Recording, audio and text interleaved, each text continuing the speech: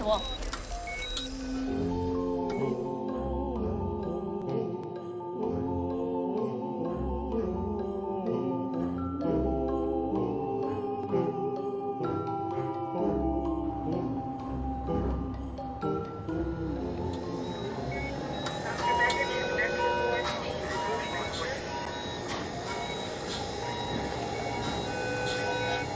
Sir, what is your name? Do you know your name? Do you know where you are? Can you hear me? How many fingers do you see?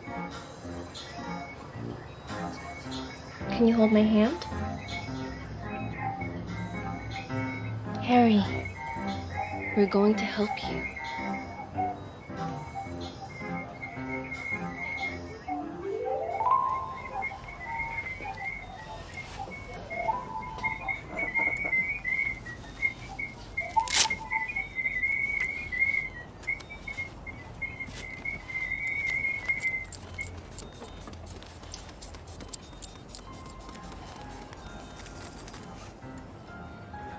Am I alive?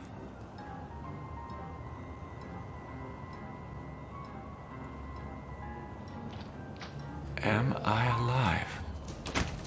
Oh, what a mess. Heard he was dragged by a truck for a while. Too bad we can't use a hose to clean him off.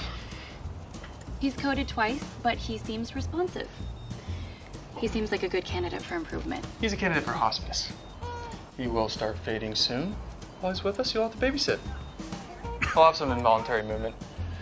Just chart it.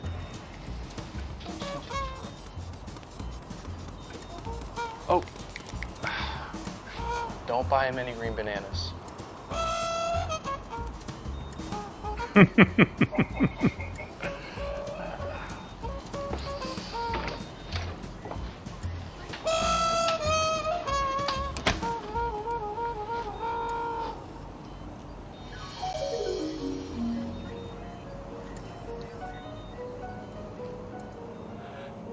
I don't think I can move.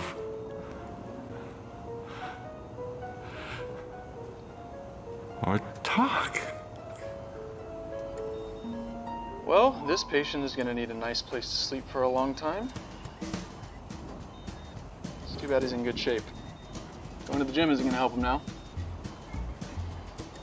He will be paying big bills for a long time. Doctor, he falls asleep every 5 minutes and looks around. Does he know what's going on? Yes. Yes, he does know what's going on. No. His radiology indicates wounds on 3 lobes in both hemispheres. He may seem awake, but as I said, don't buy this guy any green bananas. I can hear every word that you are saying, Dr. Asshole. Dr. Capon, will he be able to be transferred to hospice soon? Probably. Oh, yeah, Christmas. Family will probably want one of those photos where they surround the bed, smile at the patient lying there like a zombie. Why do they do this? So stupid.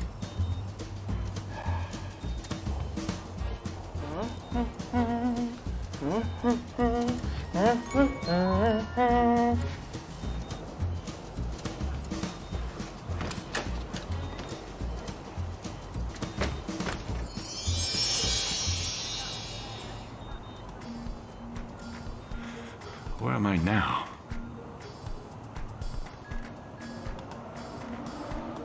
Sweet Jesus, I don't even think I'm alive. God? Am I stuck in limbo? My poor family. Enough of this. What happened? Who cares? I don't need to understand. I just need to get out of here. The rest of my life like this? No. Enough of this self-pity. There's a way out of this. Sugar, oh honey, honey.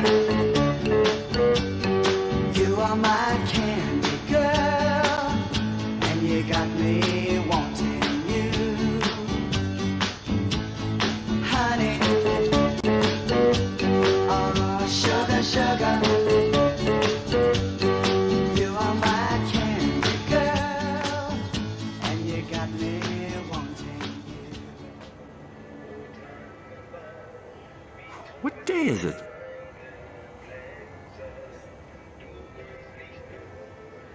When is Christmas? What year is this Christmas?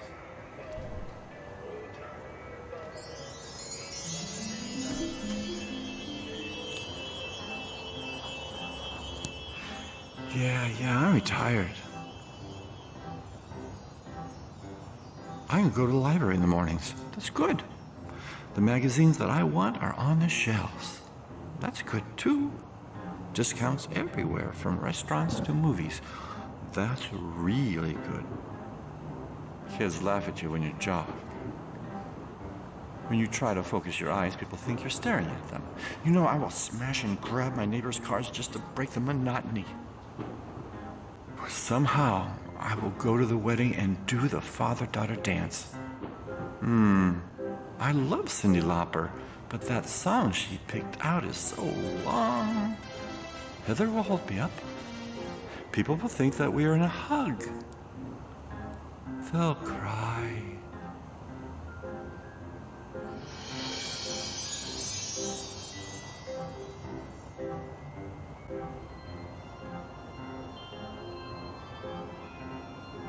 Really, Dad?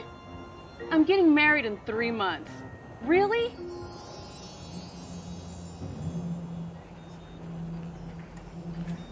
Bob and Selena were going to Honduras to see relatives. Their car got hit at the airport's parking lot. I hate driving.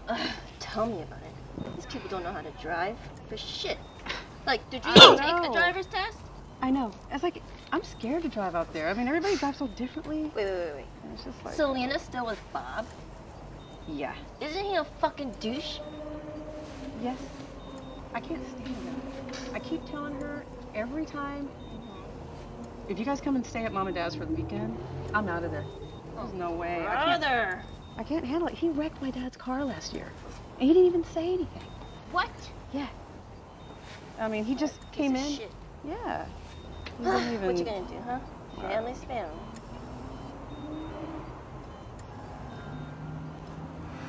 What exactly happened to me?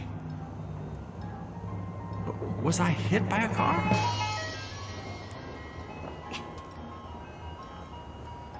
This can't be a heart attack or a stroke. What happened to me? Was I at home or somewhere else?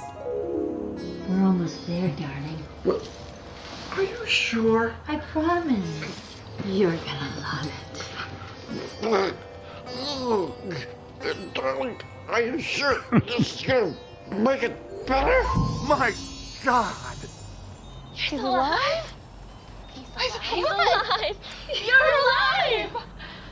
Yes, I'm alive. Under my care, of course you're alive. Nothing short of a medical miracle, I might add. And he has no one else to thank but me.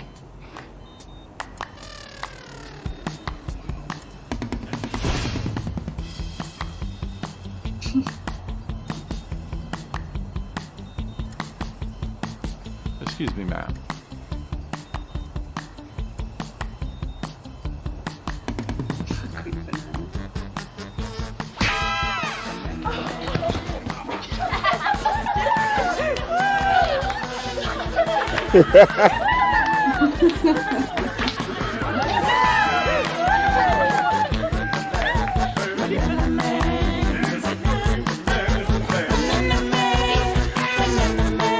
Starring Jim Jones. Nice.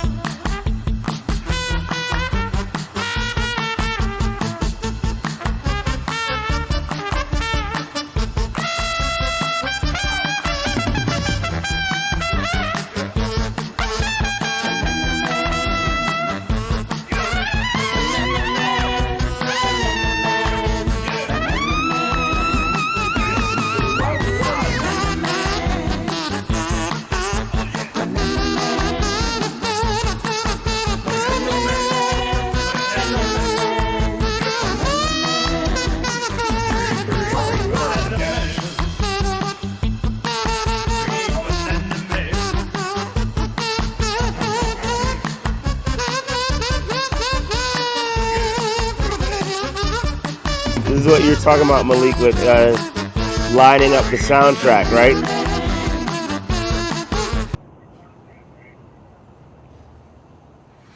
I think that's what And I Malik was talking about when he was talking about hit the lining button up the here. That is. soundtrack.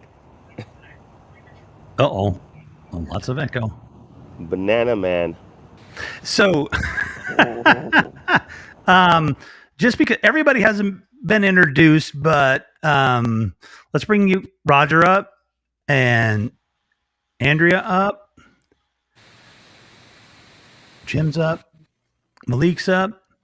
Johnny's up. All right, everybody. We got a nice little roundtable thing going here. Jim won't be able to hear us due to his technological constraints, but he can hear me. First of all, Jim, ouch. And how, like, do you have a picture of what your face looked like or anything when you were actually hurt, or like how close did you reproduce that? Oh, hold on, I muted you. Hang on. We were able to provide her of me in the hospital, and I looked that way, and she was really astute. She was very detailed and pretty well captured the way I looked. I was, and again, I was pretty in pretty bad shape. Again, I was not predicted to be with you people tonight. Wow. Right. Yeah. They told Jim's family that, well, he died twice. He coded twice, which they say in the film. And then they said he was going to be brain dead and never, recover. And Jim, was the doctor that much of a jerk, or is that comedic license? I'll say this quickly. My first wife, who's deceased, was a physician, and when she was doing her internship in Texas, there was doctors who were burnt out, perhaps not very empathetic, cynical, and they would use the expression, "Don't buy that patient any green tomatoes." And she never took that in. She didn't like that, but she didn't take it in, and she never used that expression. But when she came out here to Los Angeles, and she was doing her residency in Los Angeles, there's a couple of doctors saying green bananas under the same context. And so it's the same deal. Don't buy that patient any green bananas because he's not going to be around long enough for them to ripen. Wow. And so I had a doctor. I had many doctors, and most of them are just wonderful. I wouldn't be here without them. And nurses. There were great medical teams. But anyhow, there was one in particular who, when I was in between, I was starting to wake. I couldn't respond to people, but I could hear them. I was aware of their presence. I could hear what they were saying, and at some point, I could even see them. I had a doctor who didn't use the expression "green banana," but he talked to me as if I was a green banana. He said, "Jim, you have brain damage," and then that's all he said, and he walked away. And what he was doing was that there's always a quality assurance program for each patient. There's ways that the hospital has to document the kind of treatment they're providing. It has to meet certain quality assurance standards. And so I know there's a section that says, "Have you informed the patient of his condition?" And so he was informing me of my condition, that I had brain damage. He made his check on his checklist and walked away. He did other things as well. I won't take the time to talk about all the things, but he treated me like a green banana. And since I've done this film, I've had people call me and email me their experiences of being a green banana, or their son or daughter was a green banana. And so most of the time it doesn't happen, but it does happen. You have people who probably are just, I like to think they're just so tired, they're distracted from their sense of humanity, or hopefully they're not like that all the time, but whatever the reason, people will experience these things. I think and I think, you're the psychologist, for goodness sake. And then I definitely want to be able to relay a question here too, because I'm sure some others might have a couple quick questions, but I'm sure there's a psychological kind of, behind the scenes when the patients aren't around, it's the green bananas thing, right? I mean, you got to relieve that tension. I can't even imagine what it's been like with COVID. But I mean, I do know enough, I've had enough friends that are in fields like that, or any field, you've got kind of those inside jokes and just trying to relieve the stress and everything. I would imagine that's pretty normal. I Yeah, imagine so, yes. And I I've, do know so. oh, he can't hear me. I worked Yeah. at psychiatric hospitals most of my career, and again, I was chief of psychology at one. And you do have dark humor, something that that might take the edge off. Although if other people heard it, it would be inappropriate and be hurtful potentially. And so you have to be very, very careful. One of the things I've always told my interns and students at the hospitals: watch your use of humor, because humor can go south so fast and be misinterpreted, and so but it can happen. What were you going to It say, happened to Darian? me. You're You muted, just buddy. tell Jim that I admire his ability to take a super tragic situation like that and make it into a comedy, but it still has the same message. But yeah, it's pretty brave to be able to go that vulnerable on such a traumatic situation. Yeah, so Jim, he was saying that he really admires your ability to take such a tragedy and kind of turn it into a comic situation. What was the last part you said, Darian? That's it. Yeah. Oh, I got you. Okay, good. Yeah. Did it feel good to get it made as a movie? Like, did it help you get past any of the other stuff? Like, what was that like? It was it was helpful. Now it's not 100% the way it really happened. A lot of the scenes in the hospital were accurate. They pretty well happened. But the scenes in my imagination, I was pretty gone. I didn't dream. I don't remember anything. But as I was writing this, I was not secure enough that the hospital scenes would be strong enough just for the film. So I added things that came from, I don't know where they came from. This came from various sources, but it's because it's semi-autobiographical. I paid the price for anything I'd make up that didn't really happen. Like my wife would go, "We never did that. We didn't do that. Who were you with when that happened?" And and oh, and Nurses my in daughter, bikinis. and without them, I would not be here. My daughter and my wife, all my kids. I have my kids and my wife, everybody, my friends. They really saw me through some really rough times about learning to walk again, eat again, independently, and so on and so forth. But yeah, I paid the piper for trying to be funny and realizing I should have realized this is, it's clearly autobiographical, and learned something there. I really learned something there. So That is the scenes that in the is hospital really were pretty real. So it's really Rev, awesome. how did he get the hospital set? Or do you mind just speaking Oh, about some of those logistics? Like, was that a yeah. studio set that, kind of what, or how did he get all that done? Hey, Jim, where did you shoot the hospital scenes? How did you secure that location? in Orange County, there's a company that provides sets. They're already there. So hospital, classroom, police department, courtroom, all kinds of things are right there. And the name escapes me at this moment.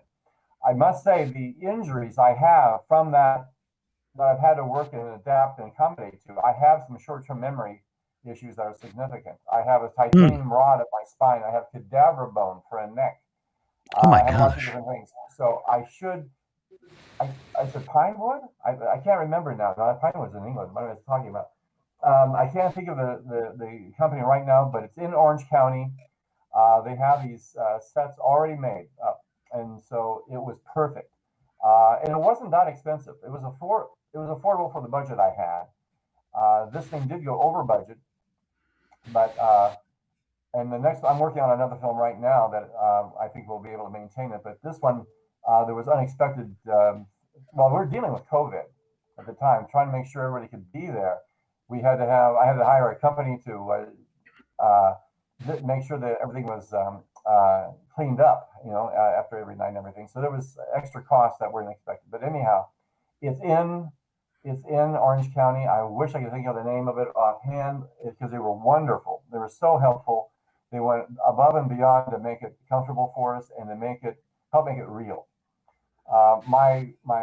I mentioned my wife who is deceased. My wife, I remarried, and she's a nurse, and she's been a nurse supervisor for many years. So she was really helpful on the set. She taught the nurses how to, taught the actresses how to perform the duties of a nurse, and it was real handy. And she even ensured that at Christmas time we do have decorations in some of the rooms, and she made all that stuff, made it really pop. I think made it real enough for the film. So I was very fortunate having all these people involved. But I'm going to try to find them before we leave tonight. I'll try to find the name of that company because it's really helpful, and they have all kinds of sets.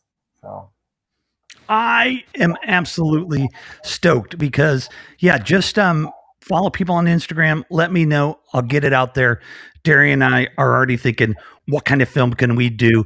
Darian's like you do films with me? Okay, I'm trying to write a script with you. But anyway, what kind of film can we do in a hospital in LA that we can get for a good deal? So there you go. Amanda, I see her shaking her head too. Yeah, it's always good to know where we can go. Does anybody else have a question or a comment for Jim that I can relay like ship to shore? Yeah, great work, man. Really, really, really great work. I really enjoyed that. Well, thank you for being patient and seeing it with me. I appreciate that. Whoa, he can hear you guys. Wait, how'd that happen? Yeah, really enjoyed that. Really enjoyed that, Jim. And get better. Actually, he couldn't hear you. That was just okay. Anybody else? What's RevMac's Facebook page? Anonymous Facebook user? I think my Facebook page is Revolution McInnes, but it's got a funny Norwegian symbol over the O. It's a long story. Me and Zuckerberg didn't agree with something. Jim Jones, that was great. I want to get you back on, maybe my interview show or something. We can have all the audio hooked up and everything correctly. I definitely would love to talk films, forensic psychology, the work you're doing in LA. Listen, ladies and gentlemen, I want to let you know that this gentleman here is on, he's on it like an advisory board or something. He can explain what the name of it is, but he's out there every day helping people in disasters, like, doing some real noble work. Yeah, I'm on the Mayor of the Garden Studies crisis response team, and to be quite frank, I go to a homicide or a suicide literally about once a week, and provide support and to the family, the survivors, or sometimes the victims are alive. So I might work with them or the families, the bystanders, whomever needs someone at that moment to talk to. Most of the time I'm with families, and that's very important. And I go all over LA, and I'll get called. Now it's all pro bono. I don't accept any money for it. I work for Mary Garcetti, and he's done really, it's a wonderful group to belong to. It's not a big group, but we're there for people, and the feedback we've gotten has been very positive. Again, it's more than just me. There's a number of people involved, and they're all trying very hard to help people through a very heartbreaking moment. So that is very great work, and I just want to, if David sees this in the replay, David Newman, I know he does that stuff with you, and thank him for doing that. And Jim Jones, it's just been an absolute pleasure, even through all the little technical difficulties, but we'll talk soon. You can stay, but I don't know what you can hear and what you can't hear. But if you also want to take off, that is totally fine. Totally up to you. We'll let you know what the results are of the film festival judging. I'll probably stay because everybody's been very patient in staying with me. So I can at least hang out, even though it might be in silence. So yeah, I'm just thinking. The name of the studio, I'll put it in this comment section. I'll type it in there. If you're not going to be talking, what you might try to do is log on. You can now just log on through your phone and listen that way. Okay, how about this? Oh, okay. How about the comment section? I can write the name of the. Yeah, you can make I'm gonna look comments it up too. right away. Yeah, but I was hoping you might be able to hear it if you watch it through your phone. Okay. And I'll just keep you muted here, and that could work. So give it a shot. Yes, sir. All right. Well, let's Johnny here. Oh no, anybody old enough to even know what that is? Well, I am. Johnny, tell me, how did you get here tonight? I heard you didn't even know how you got here, right? Yeah, I guess I got a message from you in Instagram and asked me for any short films. So I was like, well, I got 2 available, maybe. So I sent it to you, and then you said, yeah, could you be able to make it here at 11 o'clock at night? I usually go to bed at 10:30, so that's kind of past my bedtime. So I'm holding it out there as much as I can because, yeah, it's usually I go to bed very, very early. You know, old people like me get to go. Darian, you got to get these guys to be able to stay up later. You're gonna have to, Johnny. You're gonna have to train up to that premiere in September because you're gonna be partying pretty late that night. Actually, I would It's be. I would like to get 1999. party late, but I'm gonna go home like 1 o'clock. That's it. Okay, that's late for you though, right? That's late for me already. Yeah. But usually Fantastic. I take an afternoon nap, so that's always help. But today I couldn't have the time. So Well, give us just a short setup. Nothing. we decided to do this little short film just because I wanted to see whether or not one of the actor is capable to do martial art fight sequence. And so he is now in playing one of the bad guy of my feature film, and that we just finished filming, finished production at 2 weeks ago in post production. So it's all finished done now. And so we decided to do this little short film, to see how it goes and see whether they know how to fight and see if they know how to act. So that's a very basic premise until you watch it. Very cool. Well, this is going to be fun. Friendly suggestion from Jerome. Oh, dude, 45 minutes we were working on that audio, and I made it work. But that was the best. That was the best we could do. And it does happen, but that is why I like to have people come in early. But everybody else, we seem to be pretty good. But this technology it's still fairly new, and everybody's like, but we've had this for a long time. But putting it in this kind of combination and everything, we're still in beta. So let's see. We're going to run with the prize. Johnny Woo. And look, Johnny Woo, just thank you for everything you're doing for the film school, for Darian too. It's great. Buddy. I can't say no to him. You know, want to help him There out. you go. All right, here we go. Enjoy, everybody.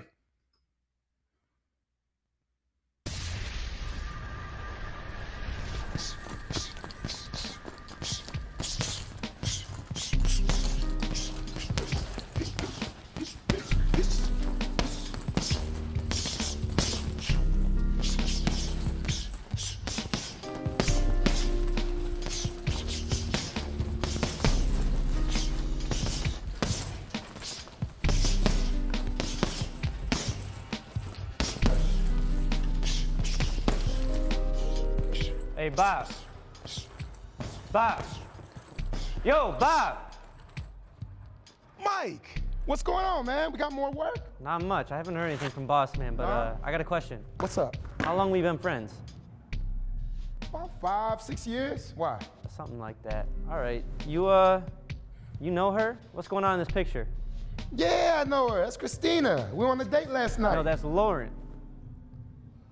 Yeah, No. that's Lauren, and we've been dating for like 6 months now. That can't be right, because we've been talking for about a week. You all right, Mike? What's up? Listen, I don't know what's going on here, but I think we're both getting played.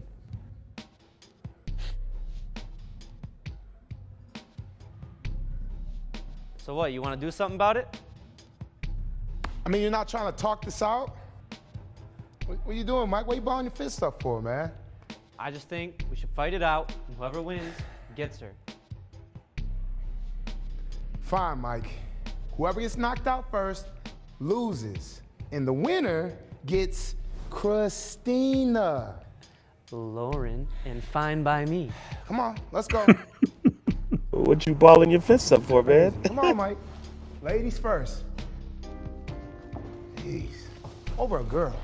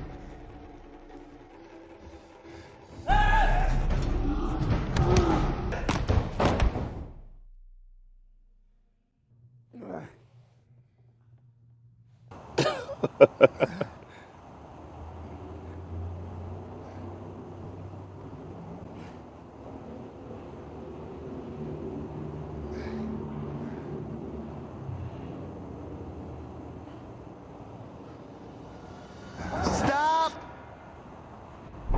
What are you guys doing here? At least you got a good workout, because we got a job. We leave in an hour. Get cleaned up and get ready, okay? Yes, sir.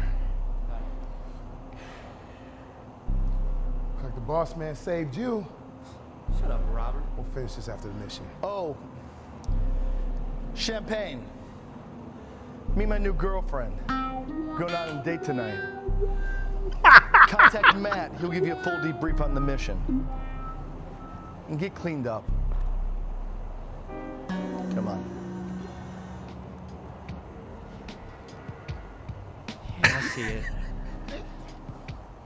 That's crazy. Woman, man. Say something else. But I'll tell you what, though, after this mission, we're gonna figure this out. You already know I'm better. Yeah, right, Mike. Okay. Ain't that something? Ladies first. Hey, Bob! Bob! Nice. Did you notice that the boss had a bigger axe than everybody else? Yep, that was on purpose. This kid actually injured himself there too. So we tape it up and then continue the fight. Wow. I mean, he went through a lot to only know a week. Jesus Christ.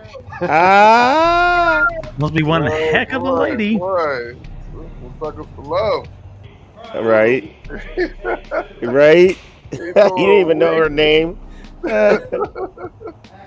Whoa. Well, the shows that she's the Well one shot, playing though. them all. Really funny. Right. Really funny though.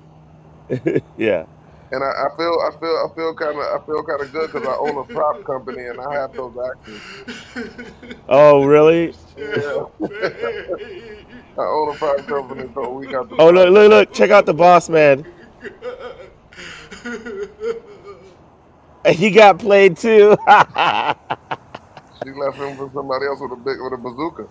Oh, right. She probably took his axe with him. With her. All right, son, that was fun. Thank you.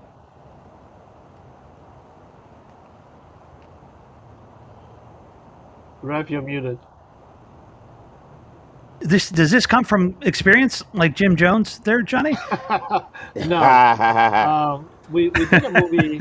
We did a movie called Immortal Kombat, which is currently right now on Tubi and Amazon. And so we decided to do the featurette, a skit between it. So just like, let's talk about one of the 411 members, actually three of them. So they all use an axe to fight against the enemy. So at the beginning, you see one of the guy with a small axe, and then later is the big boss with a bigger axe. But they're the axe gang, and we decided to do that. And at the same time, the young kid, Kyle, we wanted to see whether he know how to fight and axe, so we can use him for the current movie. So that was our idea to try this little short film to test them out to see how good they are. They choreograph their own fight sequences too, so that's how it matters. Nice. And you're a kind of a action movie guy. You like making those films. I like make action sci-fi type of movie. I was gonna put some sci-fi in this one too, but decided just to go a little bit more basic to see how far I could go. Well, yeah, she could have been one of those. What do they call them? The what are those green Androids? women on Star Trek or Humanoids? something? Yeah, she could be like a humanoid. Yeah. She's just collecting Well, that axes. was my goodness. Yeah, the axes, and that was just a whole lot of fun. And I got to say, both of these films really, but the Darren, you would agree the production values are great. Oh yeah. The editing's great. The location was really good on this one, Johnny. How did you get that location?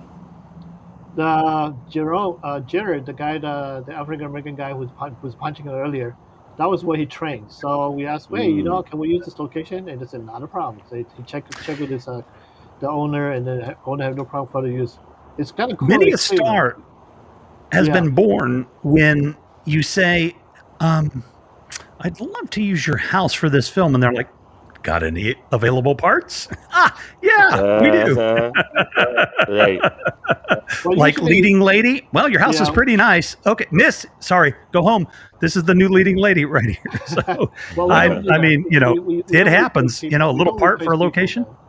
Yeah, we don't replace people because of location, but most of the time we got fortunate enough that people let us use location because they love to see what we can make it out of them. Now we're looking for a house for 1940, which is Darren and I working to get this project, and this is one of my headache. We cannot find a house that's about from the era of 1940 here right now, so we're still searching. In LA? Oh, you're I'm not in LA. I'm in Cleveland, Ohio. Oh, you're in Cleveland. Yeah. Oh, wow. But we'll 1940s find it. We'll house. find it. Yeah, that's cool. Yeah, that was just a whole lot of fun. What is the what's the next thing you're working on besides what The you just said? next thing, well, there's two other projects. One is a project I'm working with Darian. It's 4 different short films. Each one is about 15 minutes long. If everything goes okay, Darian's gonna DP his own, the one that he wrote, which have talking limo. I don't know why he came up with the idea count. It's drive me crazy. And then I have another one that we're working with a distributor right now that is going to be I greenlit in August, where we're shooting 5 different 3.5 minutes short films that's very futuristic and all sci-fi action type of movie. So short films. So those are what we're working right now, and getting the feature film right now to more film festivals. That's about it. What was the absolute toughest thing about that film? What just drove you nuts? My main concern, usually when we do a fight sequence, we always have a medic on board. For that day, my medic is not available. Was not available because he's actually was busy with FEMA. So so we asked the actors to say, "Are you guys comfortable?" And they say, "Yes, yes, yes." Sure enough, Kyle twisted his ankle and wanted to fall. And then, we blame him for not paying attention because we told everybody, don't get hurt, don't get hurt. We don't make sure that everything goes smoothly. But, he's a tough guy. He toughed it up and finished it up. But yeah, nobody knows the difference until you see the behind the scenes stuff that we saw him fall down to the ground in pain. But yeah, that was probably the hardest part of my set, and trying to make sure that he doesn't anybody get hurt really. I was going to say something about insurance and filmmaking, but that you should do that, Darren. You should have a class in the 1 Minute Film School. I actually heard an insurance conversation on Clubhouse today for filmmaking, and yeah, wow. My friend Brian, that does the Skeptoid podcast, he made a feature, and he does skeptical stuff, right? So he's telling people that they're lying, basically, or that that's junk science or whatever. Yeah. He had an insane time clearing that film because the lawyers were like, "Nope, that one's going to sue you for that. That one's going to sue you for that. Change that, or you're going to get sued." It took him like a year to clear Wow. that film, Unbelievable. and it was insanely expensive. So E&O insurance, the error in omission insurance, that's a painful thing to get. I've been fortunate that I have 9 feature film already been distributed, but not one of them has been requesting me to have E&O insurance Oh, that's for good. it. I think because I don't go to theatrical release, so I think when you go to theatrical release, you might want to have that. But when you go to the digital or DVD and Blu-ray, you don't need to have to worry about that much. From my experience, I mean, so far I had doesn't need it. So. Yeah, that was something I didn't even know, and he's made a few features too for his skeptical work, and he got so frustrated on that one. He's like, I'm not making another feature again. It was just too much. But his was a little, special, like I said, because okay, if you tell somebody Bigfoot doesn't exist, fine. But if you tell a company or something that your medicine is fake, well they might sue you. I'm sure Michael Moore, the documentarian Michael Moore, then has to worry about that type of thing too.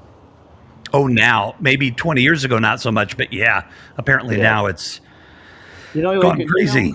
You can just make a documentary, but it's very much like a parody, so you don't have to worry about insurance. That's there you go. Like a loophole, but you sometimes can get away with that. Right. I like that. Parody. I like that. How did you get into action films? Like, did you watch them when you were a kid, or? Well, I grew up in a martial art family. We have a martial art system being passed down from father to son for 2,800 years. And so I've been trained in martial arts since I was 3. I hated it. I tried to run away from it. But my dad always grabbed me back and spanked the heck out of me and then make sure that I train my martial arts system. And then my father decided to own over 5,000 Betamax and 5,000 VHS tapes. And all martial action movies, so he just loved to watch that. I still remember vividly one day for almost 24 hours, we went to see every Bruce Lee death movie that was available that day. It's because they make a whole bunch of movies about how Bruce Lee died. So we went and watched probably about 10 hours of movies or 12 hours. I was pissed so bad. I was probably like 78 years old and I couldn't handle it. But that's my dad. He he knows a lot of people. He's very well connected because he was a diplomat. We also have a very strong lineage with a very well-known filmmaker in Hong Kong. Not mention his name, and so we kind of have this in our gene, I guess, to be a filmmaker and be a martial artist. Dude, I love that. And somebody whose name is very similar to yours, right? Shut up.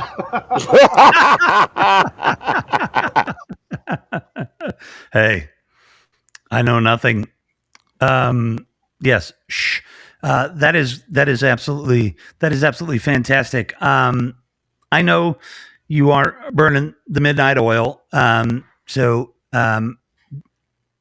if you got to go, just pop on out. You can just hit the exit at the bottom. We'll let you know who wins. But this is really just about showing the films and having fun. So for today's politically correct world, you're all winners. But anyway, that was great, Johnny. And just getting it, or is it Jim or Joe? No, sorry. Just getting it all together today and pulling this off was a blast. And I really appreciate you joining us. Thank you for having me here. And definitely, yeah, and you guys can always bring stuff back. So Darian said, "I love the smooth camera work." Kizzy says, "I was thinking twins would walk in," and Jim said, "Great post work." So those are nice. Those are nice comments to get from people out there. And yeah, I like that. Damn, he only knew her a week. LOL from from Roger. Woo. That was fun. Very fun. Thank you, Johnny. All right. I'll talk to you guys later. I'm going to have to talk to you later, bud. You take care. All right. Sleep well. Thank you. See All right, you man. later. Let's talk to our friend Amanda. Who'd we lose? Oh, we lost Darian again. He pops in and out. How are you doing, Amanda? I'm doing well. This is so much fun. Oh, I'm glad you're having fun. It's definitely a fun thing to do. Kizzy says she loved the fight scene. He's gone, but yeah, coordinating a fight scene is not the easiest thing to do in the world. No. To make it look good. I mean, those guys were hitting each other. There was no doubt about it in some way, shape, or form on that. And that was really cool, really fun. So I don't think I saw your film. Not a lot of fighting. There is something about your film that I'm going to let people discover for themselves, but it's very interesting. It's a theme throughout the film, and it is. We'll talk about it afterwards. Yes, you want to give us a quick little setup, and we'll run it. I don't want to say too much. Let's go in blind. Let's go in cold. Well, there you go. That's the way to do it. I agree 100%. Ladies and gentlemen, again, I'm just so excited to be able to show these films and appreciate all of you for doing this. This is First Kill, and this was written by you and produced, correct? No? Nope. Written by Liz Hayward, who's listening, but she can't. She's not hi, sorry, Liz. But she's listening. Written by Liz, directed by me, and produced by our friend Brian Richter, who's not here with us, unfortunately. Okay, perfect. Well, we're going to have you back for the talk show one time too. I think that'll be fun. Here we go. Enjoy.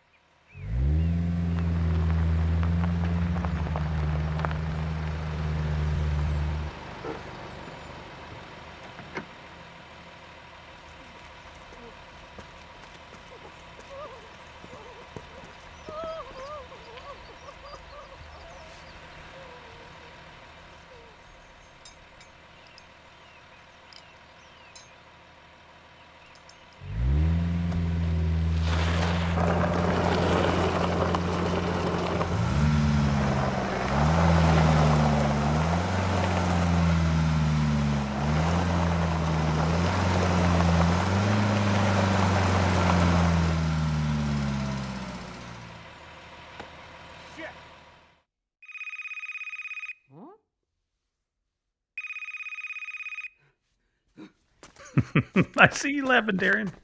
Yeah, this is funny.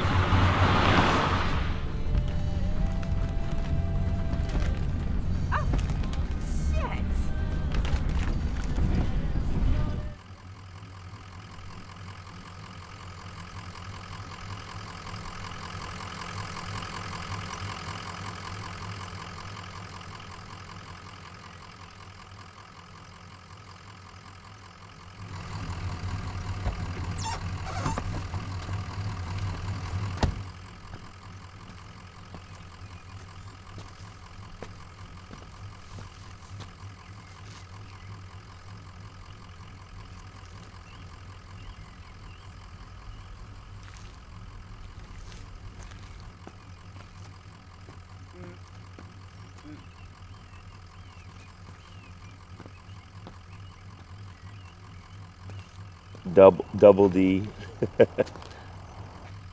Mm-hmm.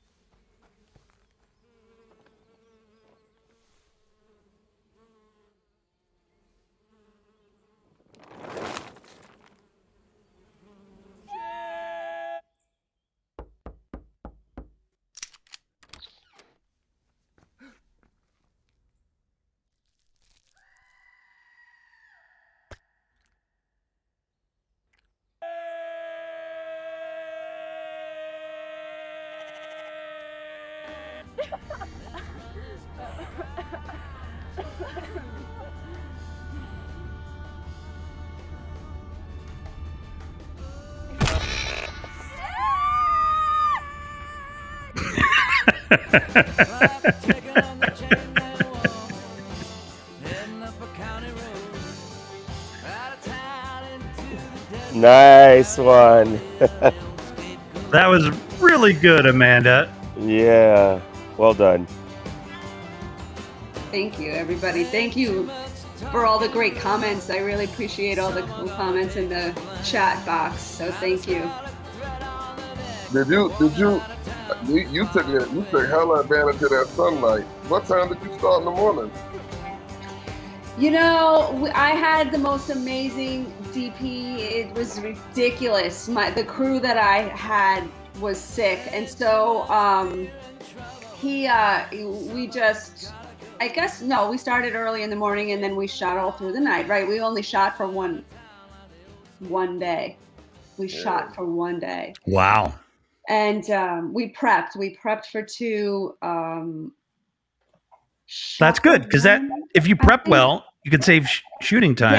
Yeah. Prep well, yeah. It's a lot cheaper to prep than to have those cameras there and stuff. We owned the house. The producer owned the house. So we were able to get the crew up there 2 days ahead of time, did the whole scout with the shot list. We had everything totally prepped. And we need to come back here on the video. That, really oh good my work, goodness. really good work. Thank you. Yeah.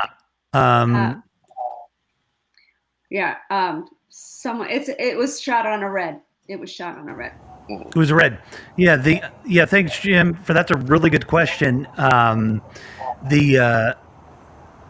Jim, hang on, buddy. I know you're relaxing at home, but I also know you're a big film fan. There were some interesting lenses there. How deep do you get, Amanda, with that stuff? Because all my cinematography questions are firing in my brain right now. Oh man, I should. My Daniel Stilling is his name, and he's in Sweden, and so I am not in total contact with him. I should have asked him. But this was so, you're such an orders. But we could bring him back. He's such a great guy and such a professional. We just, our collaboration was amazing, and he was able to do all of that. My issue is that in LA, I had all of these people that I had contacts with. So my friend Ryan was the producer, and that was he put the whole crew together. Liz is the writer. She came to one of my screenwriting workshops and brought in this short, and I was like, you wrote this is what you wrote, because this is amazing. Which is rare, right? Where you get like a great script just handed to you on a silver platter. We workshopped it a little bit back and forth, but the idea was there. So the whole crew. But my point in saying it is that I was totally creative and not hands-on enough with the lenses and the cameras, because now that I've left LA and I don't have this embarrassment of riches of my contacts, I'm realizing how ignorant I am of all of these things, and this is why I'm so appreciative of Darian and your 1 Minute Film School, because it's forcing me to do it myself and figure it all out. Yeah, that was really good. The colors was popping. I mean, I saw 85 in there. I saw a 50. I saw a 25, maybe a 16. Yeah, I saw some wides in there, and maybe even wide anamorphic. And then I was interested in like what was on the car as well, because the camera was rigged to the cars, on the front of the cars while they were driving. So that was cool. So yeah, man, that was just really, really nice visually, and then also story wise. So really well done. Thank you. We had lots of talks about what we wanted it to look like, and we did work from a shot list, and so like I said, we were just totally prepared and super collaborative, and everything just came together so wonderfully. Did you? Yeah, I just want to jump in. Difference, right? Yeah. I just want to jump in real quick, because my buddy Jim, he's in Chicago too, and he's on HAPS, and I know he's like a music and movie buff. So, Jim, tell us, what did you think there, buddy, coming out of the audience? Oh my goodness. Well, first of all, thanks for having me on, Rev. Great seeing you. Hope you had a great time in Los Angeles, and hello, good to see you. Distinguished guests. Good seeing you. I'm a huge David Lynch fan. Love Twin Peaks and Blue Velvet and all things related. And I just loved the spontaneity. I just loved the the underground, the humor, and the post work was brilliant as well. Thank you very much. I appreciate it. Absolutely. Yeah, that the whole Lynchian thing to me, it just, especially when we saw the sheriff, I'm like, oh shit, it is Twin Peaks in that room. And I was waiting for a diminutive person to come in and say something weird. And the goat, oh, for God's sakes. But before we get to the goat and the bump at the end, this is something that I've talked about. I talk about it all the time. When the talkies came, it was going to be the ruin of filmmaking. It would be over. I mean, film was dead. They're going to talk in movies? Dialogue? No, you don't do that to movies. That would be horrible. And that's, I went, from film history, that's kind of what they thought. There was a certain group of people, and people, I think, like Charlie Chaplin, had horrible voices and didn't, the talkies weren't for everybody because the acting style and everything was totally different. But I mean, what was missing in that film, folks? What didn't we hear? I was amazed there was no dialogue, but I got the whole story. Boom, no dialogue right there. I mean, my film school teachers who said, keep your dialogue to a minimum, they would love you. Or your writer. That was your writer. That was great. I just love that. Chewing gum. Yeah. He was chewing the hell out that gum. It's funny because when the actress Margaret kept saying to me, "Is it too much?" And I'm like, "I'm gonna tell you if it's too much. Chew that gum. Chew it. I won't let it be too much. I promise." And she went for it. So they look like they were having. I think you can tell a little bit when the actors are having fun. I think you can. I mean, it just looked like everybody was having fun on that movie. It was such a fun movie. Yeah, thank you. It was a fun crew, and right, Kizzy. It was a bunch of people who just loved making movies, and just when you get that, and everybody's just down for let's do it. However we got to get it done, we'll get it done, and we'll rig this and we'll do that, and when you're in that environment, it's magical. The only thing I missed in that movie, Amanda, was Frances McDormand. I just felt like she should have fit right in that film. Right? Over there. Hey there. I appreciate that because when we were talking about the concept, of course, David Lynch came into it, right? And this environment that we were going to be in. But I really was thinking Coen Brothers as well. And so I agree. 100%. Yeah, that was my inspiration. Absolutely. Was Coen Brothers. Like Fargo. Yeah.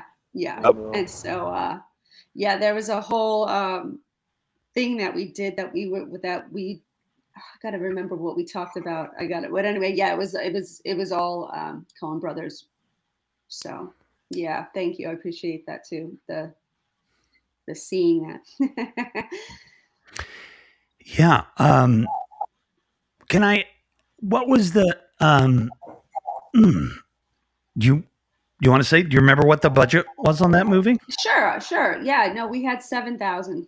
Wow. And so the biggest decision was to take the money and not put any towards sound and shoot the whole thing MOS. And so that was another practical thing about not having dialogue, is that we were able to do that. And so it was this whole progression, and it's a really great example. Liz did not set out to not write it with dialogue. She wrote the script.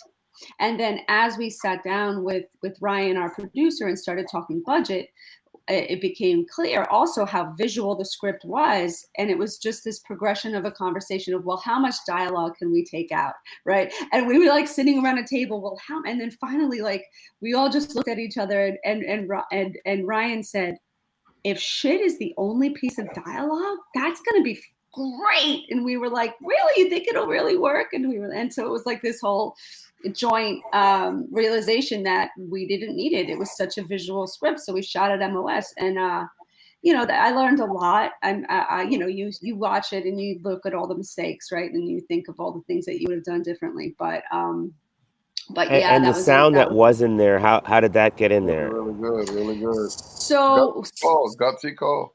So So we had the 7,000, and then Liz was able to raise, I think, 2 more for post. And so we had a really nice post-production team who went in, and Daniel Stilling, the DP, did all the color. I know someone asked me about color. He color corrected the whole thing himself. But we also had a post team, and they did all the sound, and we brought the actors back in for ADR. Nice. Very well done. For the consumer of film, explain ADR and all those things that you're talking about. So when you shoot without sound, you then have to go in and loop all the sound in. So the actors had to go in and relive those moments. So when Margaret's banging the car and she's huffing and puffing and all, they had to reenact the whole film in a sound booth, and then that sound gets recorded, and then they lay it in, and and even all the Foley, what's it called? Foley, all the Foley. sounds, Yeah. the Foley sounds. So everything like the bugs, the trees, the background sound, all of that was laid in, and for this team that we had for like $2,000 that they were able to do this was another embarrassment of riches. And I mean, like, we were painstaking, like every single thing. They were like, well, how loud should the bugs be? And, and it was just and honestly, again, like, we talked about the level of bugs, the sound level of the bugs forever. Like, who wants to talk about this forever? Only people who love what they're doing. Right. That Yeah. was so curious, like, because It's so funny. watching it, I didn't think that's even down to the sound of the trees. I mean, I'm sure that you mixed it, but I didn't think that you recreated like every sound that I heard, like the breeze in the trees and all of that. Like, I didn't think it's all there. Because being out in the, my family's from South Carolina, so I've been in those woods. I've been in those kind of areas, and I'm like, that's easy to capture. But the fact that y'all layered it in a studio, I mean, thumbs up, man. I'm impressed. Yeah, and it all matched up perfectly too. It synced up perfectly. There's no lag, nothing. It was amazing. I don't know. Once again, I'm sitting here watching it going, this is the story point that has to be told. This is the shot that we're going to shoot. This is the setup. But I'm not the one picking the lenses, and I'm also not the one mixing the sound. It's all creative coming from me. And so it's again, just a matter of me being ridiculously lucky with these talented people in LA. But again, and now really realizing how much I don't know, and in order for me to succeed, what I really need to learn is really intimidating but exciting as well. So Now, Amanda. Yeah. So You thanks. muted, D. You muted. Oh, there you go. Oh, where do you live now, Amanda? I live in New York. I live a half hour out of New York, and I do have a lot of contacts, but I have a lot more theater contacts here. I'm a member of the Actors Studio, and I do a lot of theater, and so I have great access to actors and all of that, but not to the camera crews. I've done 3 different shorts with 3 different crews, and 2 of them were with Reds, and none of it was my equipment, and all of it was through friends. And they're all in LA. So, it's like, I lived there for 12 years on and off. So you meet the right people, but. Well, that was just really fun. Oh, wait, hold on. First of all, a lamb goes, bah, and a goat goes, bah. And so the prize-winning goat, right? I mean, first I wanted to say when I saw this going, because it says this is how they got away with it. So my first thought was whoever they killed, everybody wanted gone, so they were just going to help them do it. That wasn't the direction that it went in, but like what the F? Like a goat? This is the writer, right? She again, she's listening, so she could hear. Yes, this, Liz, it's so awesome. Great work, Liz. And it came from an actual story. So there was an actual story about two girls, I think, who did commit an actual murder, and they did actually kill a person, bury them in the woods, and the tow truck lady got saddled with it because of her cell phone. So that was real. But then that's a true story. But then she flipped it to make it into this comedy caper, which that was really good. So good. The prize-winning goat. I mean, Great. Wow. It was awesome. It was really funny. And I just like the kicker at the end, wait, is that goat coming back? What's happening here? Yeah, it was very fun. Thank you. Thank you very much. Thank you, everybody. I really appreciate it. Kizzy says she didn't see the goat coming at the end, nor did I. That's great. That's great. Yeah. I didn't see the goat coming. That was hilarious. It was absolutely hilarious. And now everybody from the film got little goat stuff because there's goats everywhere, right? So everybody's got a goat statue, a goat picture. Everybody got to take goat stuff home. Oh, that's great. Yeah, just the attention to detail like that. It is, again, one of the things I love about this show is that there's so many little things you can learn, about filmmaking and, the insight on the X's and all those little things, like everybody, there's a job for somebody just to keep track of where things were. Yeah. At what time, what you're wearing, at what, I don't know what that job is called, but what you're wearing. Continuity. Yeah, continuity. It's continuity. And exactly. Thank you, Roger. And just that there's just so much that goes into making a film. Yeah. And wow, you guys did a good job. You need to get that crew together and stretch that onto some kind of feature. Yes. Believe me, I'm just waiting. I have lots of projects just waiting to get my crew back together again. And hopefully we'll all make some money next time, right? There you go. Well, maybe somebody will see it and you can get a little cash still. We'll see what kind of magic we have tonight. Festivals and see what happens. It did. It made the whole rounds on all the festivals. It won some awards. Yeah, it won Best Comedy Horror at Oregon Screen Fest. So that's like the one I'm most proud of. Awesome. Yeah. That is very cool. Thank you. Yeah, no, thank you, Amanda. And thank you for rushing this all together for us. It's, not supposed to be this way, but it kind of makes it fun too. Just it is fun. That's what pop-up is, right? That's pop-up, right? So yeah, exactly. I'm sorry I couldn't have Daniel Stilling here to talk about the cinematography because he's just amazing. So, but next time. Well, yes, for sure. Permanently in Sweden or just in visiting? He resides there, but he travels all over the world. He's always working. Yeah, he's amazing. Fantastic. Wow, we have been. Oh, we're still under 2 hours, so that's good. Just absolutely super fun time. I am going to pay a quick bill with everybody on the screen. Scooch case, folks. Come on, buy the cases. They're good cases. It's actually the company's out of Indiana, of all places. They're made in China and Japan, of course, in the New World Order. But the nice thing about this little thing is you can hold on to it. You can use it to, I'm hawking cases here, people. Buy them. They're good cases. Scoochcase.com. And damn, I don't know if the Club Deck app is working, so I'm not going to do my clubdeck.app promo tonight. But scoochcase.com. If you buy one, tell them you like it. Email them. Tell them you saw it on the show. And all right, Roger. What's going on, world? Yeah, Roger is a writer of music, right? By trade? Yeah, yeah.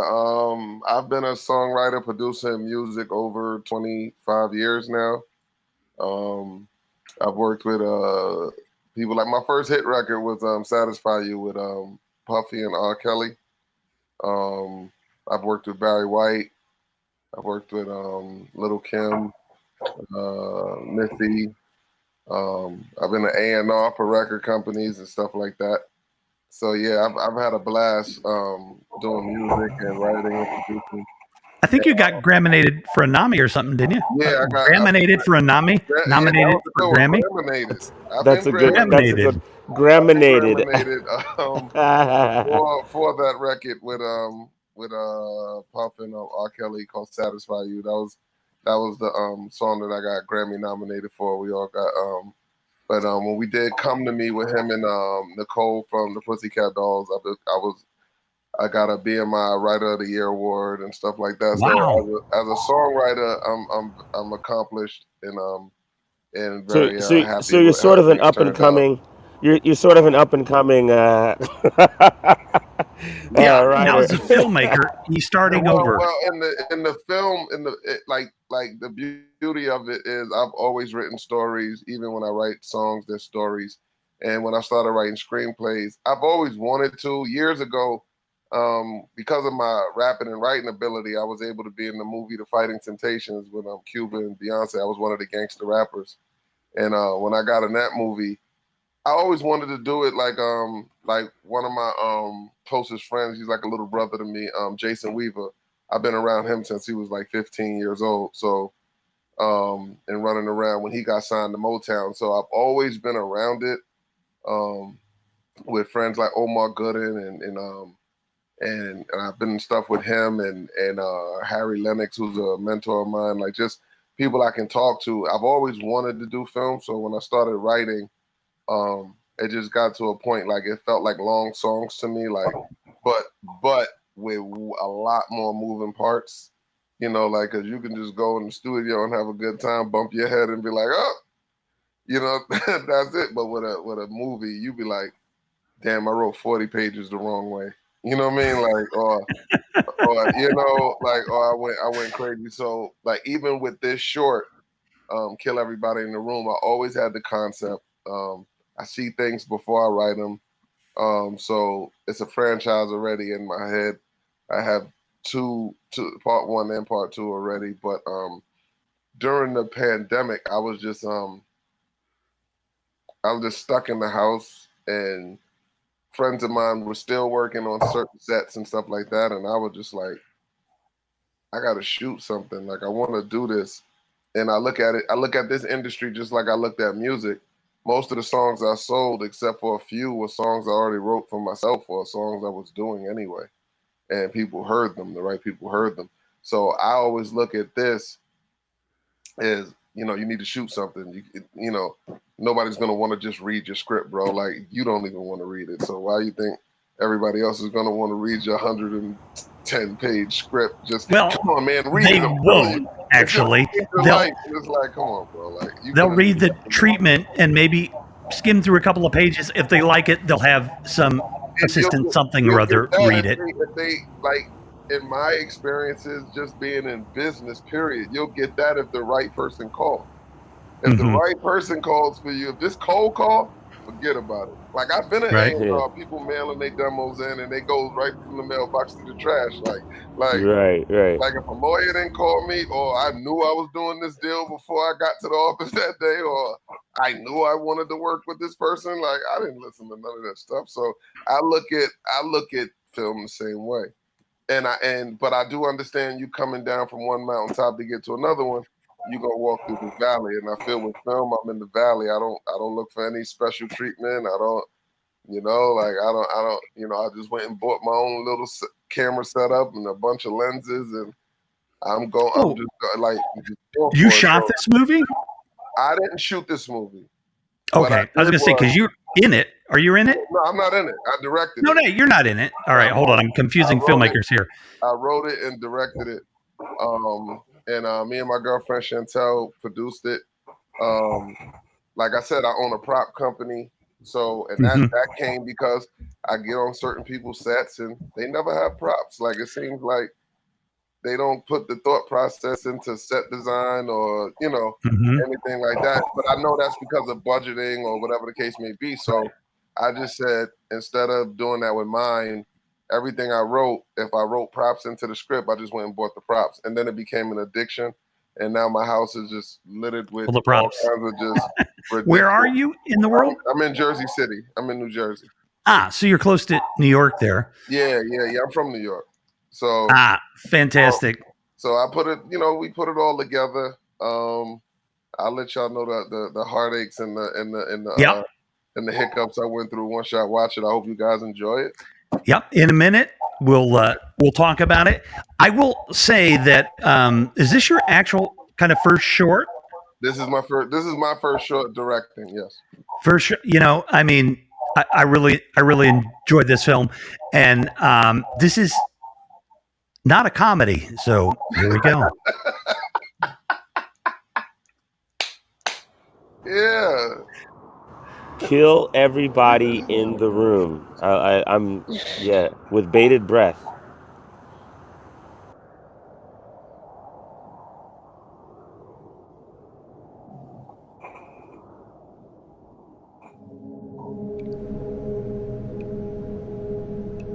All my life, all I wanted to do was be a cop. To serve, protect, and rid the streets of the scumbags like the 2G gang.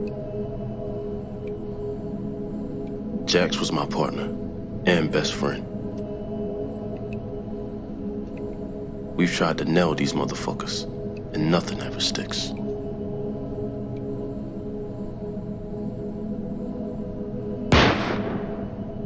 There's a Bible verse in Psalms that says the righteous will rejoice when he sees the vengeance. He will bathe his feet in the blood of the wicked.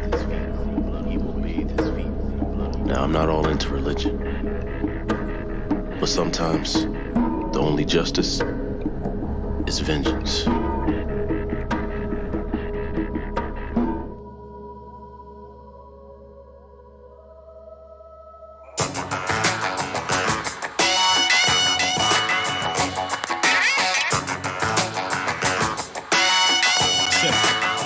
Yo, we pick, lippin', hot boys, blingin', hood rats, flow, black knots, gold, rap smash, foes, stick in the asshole, promo touring, homo, player, get a paid show, fancy yes, man, set it on any man, set it on any clip, spit him sickness, ridiculous, fuckers on your mind, huh? I roll with peacemakers, duck you out from behind. It's not a game, player. You know the name, unstoppable. Hop out and pop a few, like a block or two. Straight cheese, no credit. Let a nigga owe me cash, I'm gonna get it. Won't let it happen. Niggas just be rapping, talk about nothing. Niggas stop frontin', you full of oven. Stuffing, player call ya bluffing. Better start running, associates coming. Who banging them? Who hurting them?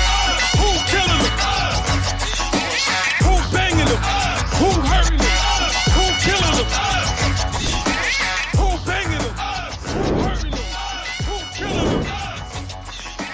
Who banging them? Who hurting them? Who killing them? Yeah. Yo. Check this dude out thoroughly. Yeah, he official.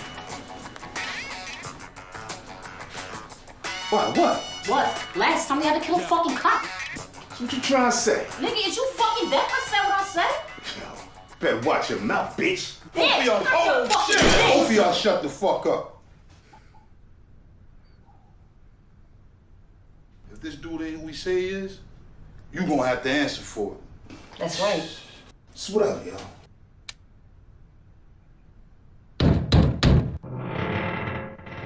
Come on.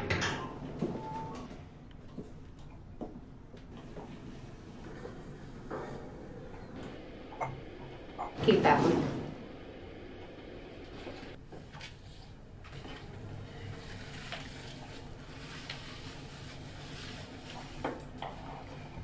But that one, I might keep.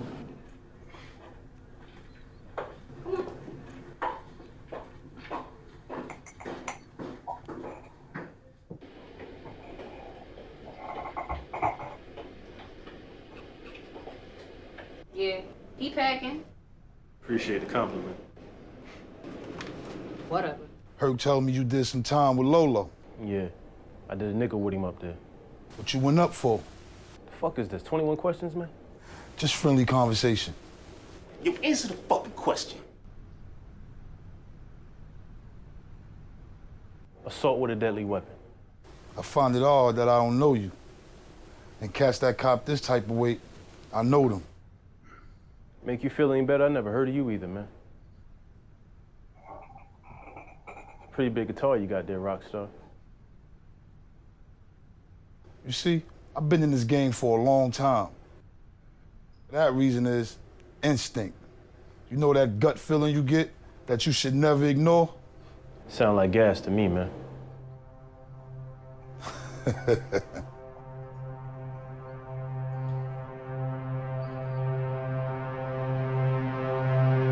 I fucks with you.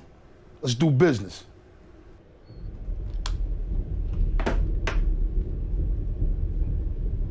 Whoa. Can I see the product? Playing a very dangerous game, my friend.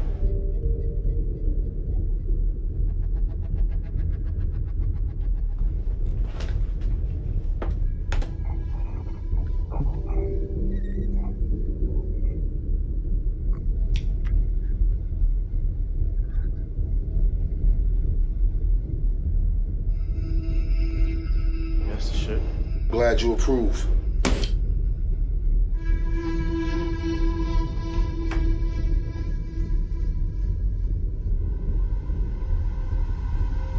The money's fake, motherfucker! Kill him! I want his head on a platter now! Right now!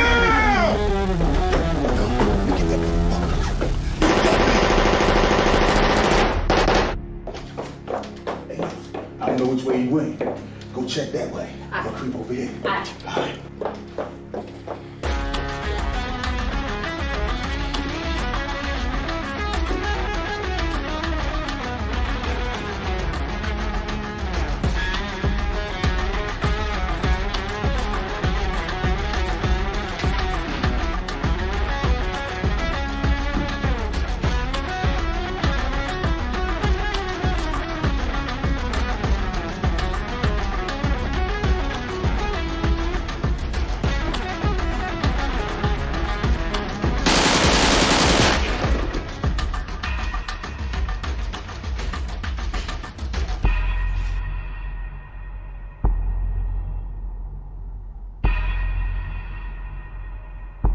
One down, two to go.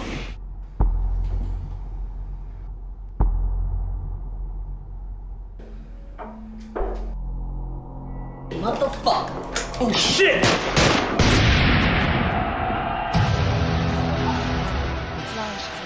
Access limited. Why you running, pussy ass bitch? It's crazy. She's really seriously trying to kill a motherfucker.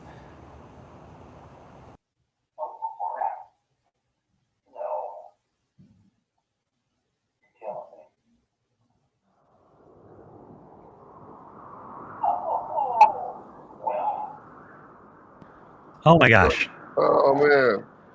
Oh, crap. Okay, well, we're going to watch it again. I can't fast forward it on this system. Can I, Jim? I don't think I can. All my life, all I wanted to do was be a cop. To serve, protect, and rid the streets of the scumbags like the 2G gang. Jax was my partner and best friend. We've tried to nail these motherfuckers, and nothing ever sticks.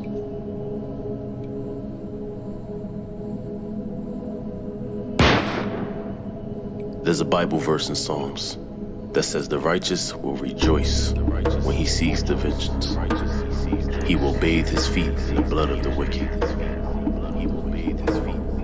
Now, I'm not all into religion, but sometimes the only justice is vengeance.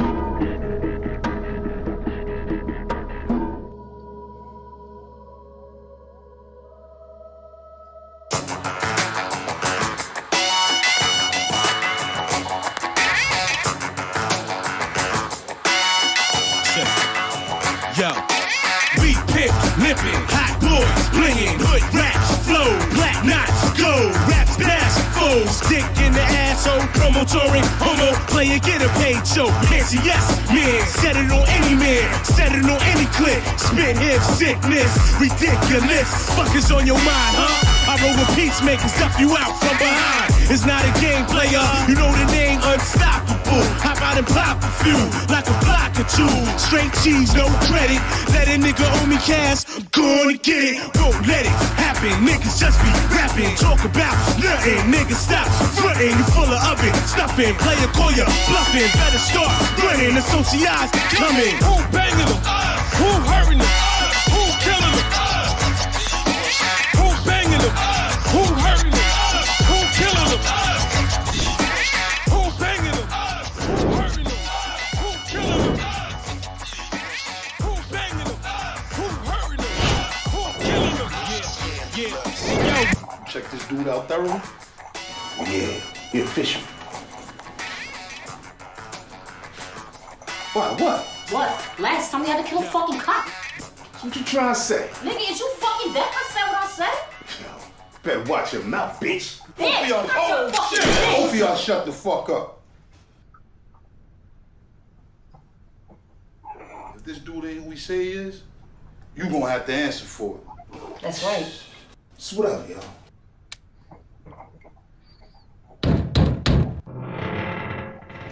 Come on.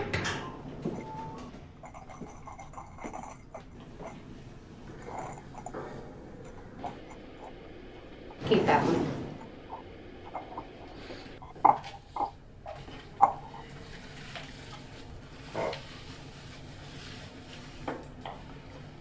But that one, I might keep.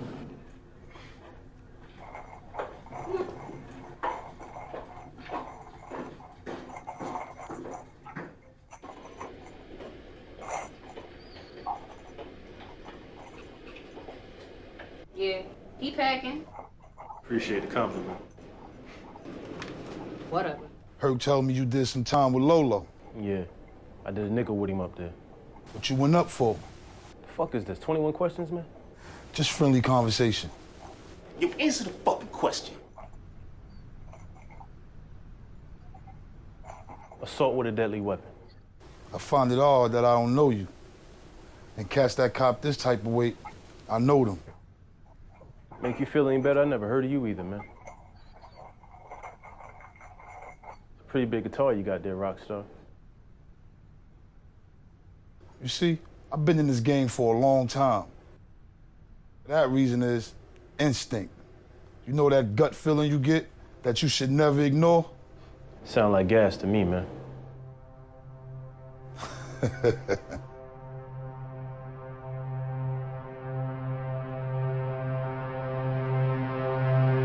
I fucks with you. Let's do business.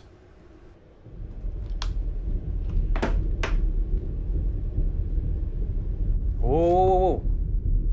Can I see the product? Playing a very dangerous game, my friend.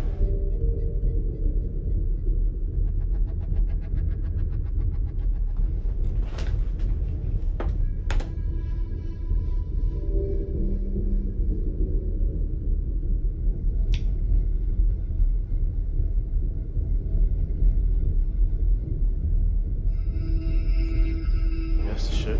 Glad you approve.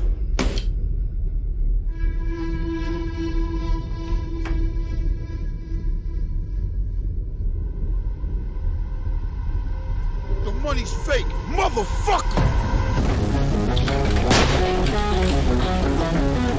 Kill him! I want his head on a platter now! Right now!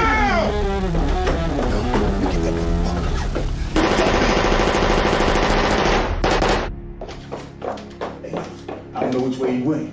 Go check that way. I'm gonna creep over here. All right.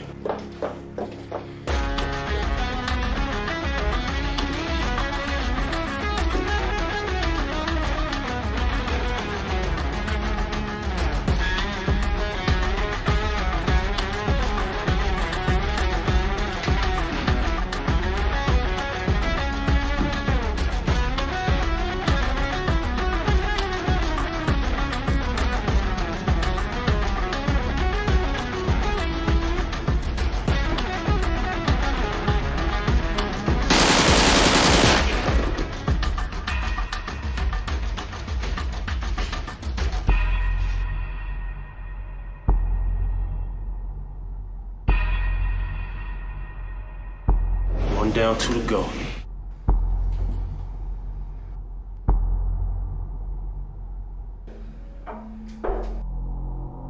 What the fuck? Oh shit!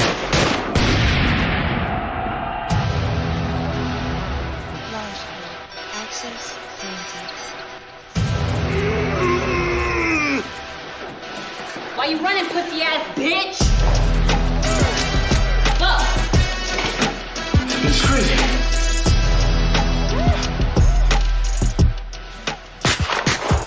Put it all on the line, this ain't no free throw. Black excellence, they hate me, I'm so relevant. Classic art, I paint. You got your guitar back smaller, bitch. Say a prayer, God forgive us. An empty stomach can turn any man. 2 down, 1 to go. I drop food for thought for any you can fill up. No Chauncey, I'm still in boutiques running the fill up. It's a marathon. I'm going places that you haven't gone. I've been fly since taking trails in Paragon. Blowing branches, both in my hands. And all my hands on, you had to be there. Should be me. I don't even know you, piece of shit. Kill my partner, motherfucker.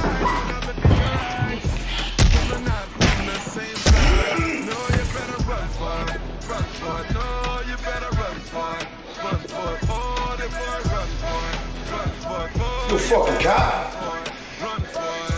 You here to arrest me? I ain't here to arrest you, motherfucker. This is vengeance.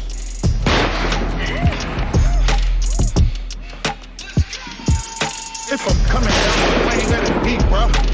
On 3-point range with the aim, it's a peephole. Black excellence, Jesus Christ to the people. Head big, but I'm humble since we all created equal.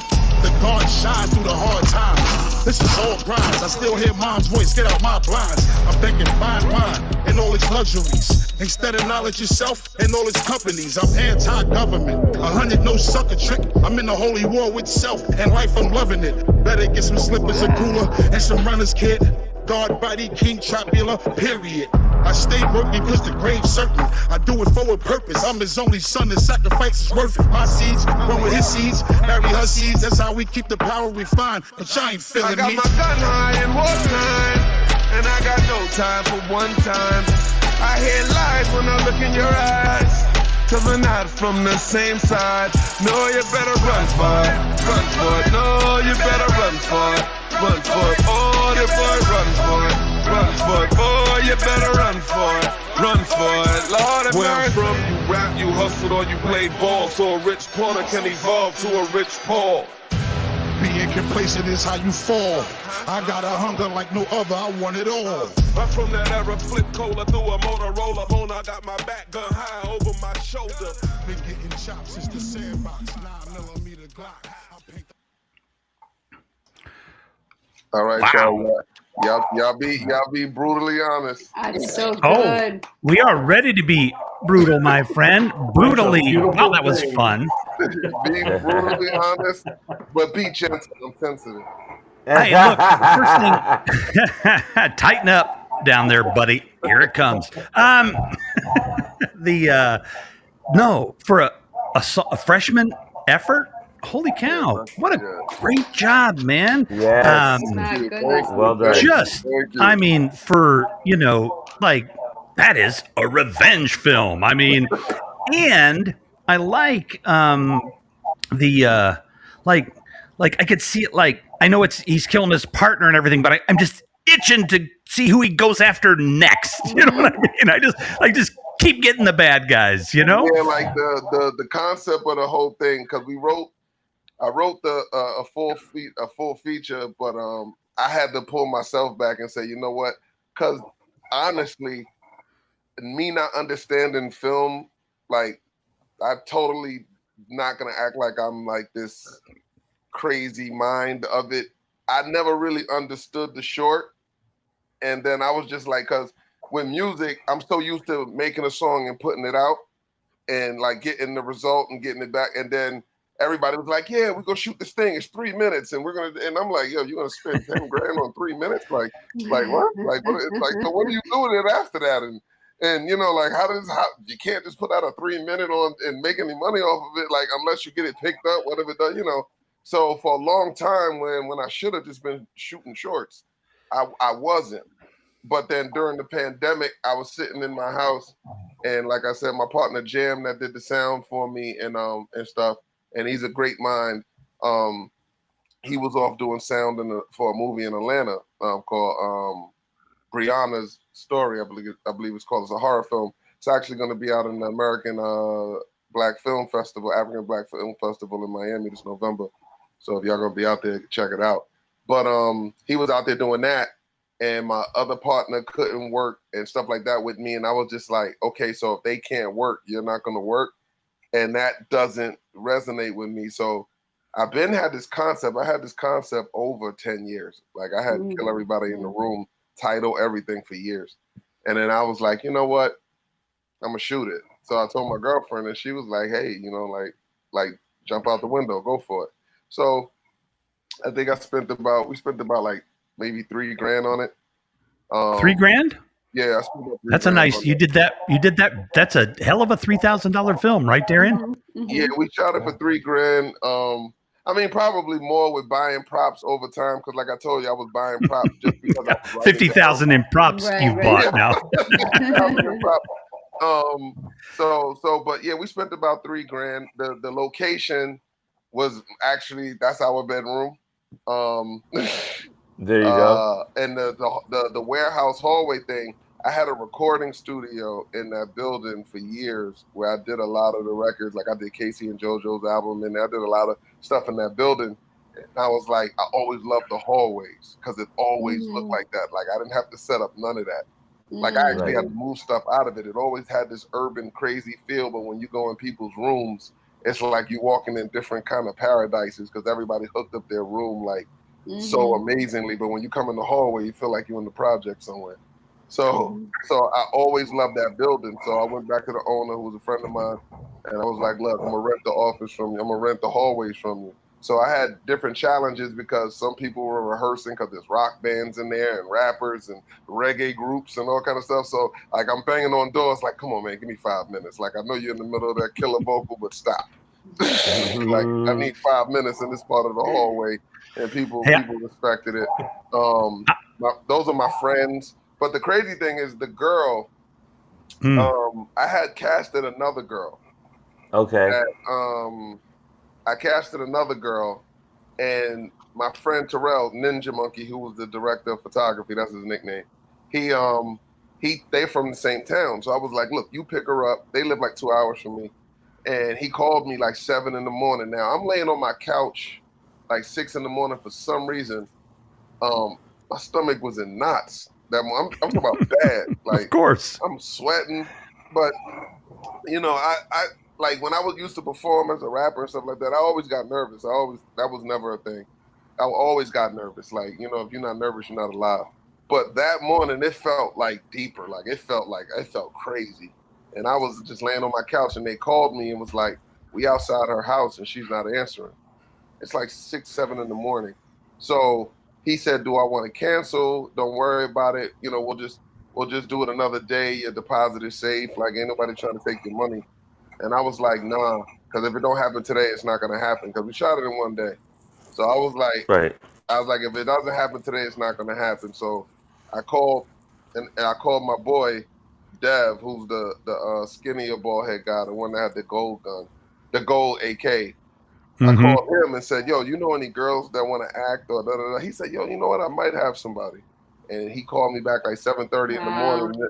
And this girl was on the phone so gung-ho, like, I always wanted to do something like this. Oh my God, thank you. And she was in it, man. She was a star in that joint. She was yo, great. And this is the crazy thing. Like, oh my God, like everybody's like, where'd you get the girl from? I'm like, Yeah. Like, and she had some kind of pussy ass bitch line or something. Oh yeah, hell yeah. She was that true. She said she was that reminiscent she to perfectly. Rockabye Baby. You know Brown, goddamn New Jack City, right? That's what I was in the mind of when I saw her. She was, and she had a goddamn bazooka, man. What the hell? Now see the gun. Now look, some days I apologize for the gun. I just fell in love with the gun, and I had to buy it. Like, No, you needed that shit. Well, That was dope. I think what I like. Well, I'm going to shut up and let you guys talk. But first, did you direct it? Yes, I did. Oh Jesus, great job! And then, yeah, the gun, the bazooka, it's definitely it's a little campy because of the special effects, and like I think it would have killed everybody in the room, but it did feel like that kind of those black films that we would see, that it had that bit of campiness and violence. I mean, it was that man, that was just you fit that mold really well. Yeah, obviously with your music background, I mean, obviously you had the soundtrack hit, and you know what I mean. That was popping. Yep. It had that perfect like entertainment vibe. If I were gonna say, if you like continue down this track, so the people I would say to look at would be like Antoine Fuqua, all day. right? Like, I So love Antoine Fuqua I like one of my favorite movies by Antoine Fuqua actually is King Arthur. yeah. Like the way he puts it together, the way his put together, like Antoine Fuqua. I love Quentin Tarantino. Right. I love who's my guy? Oh man, oh my god.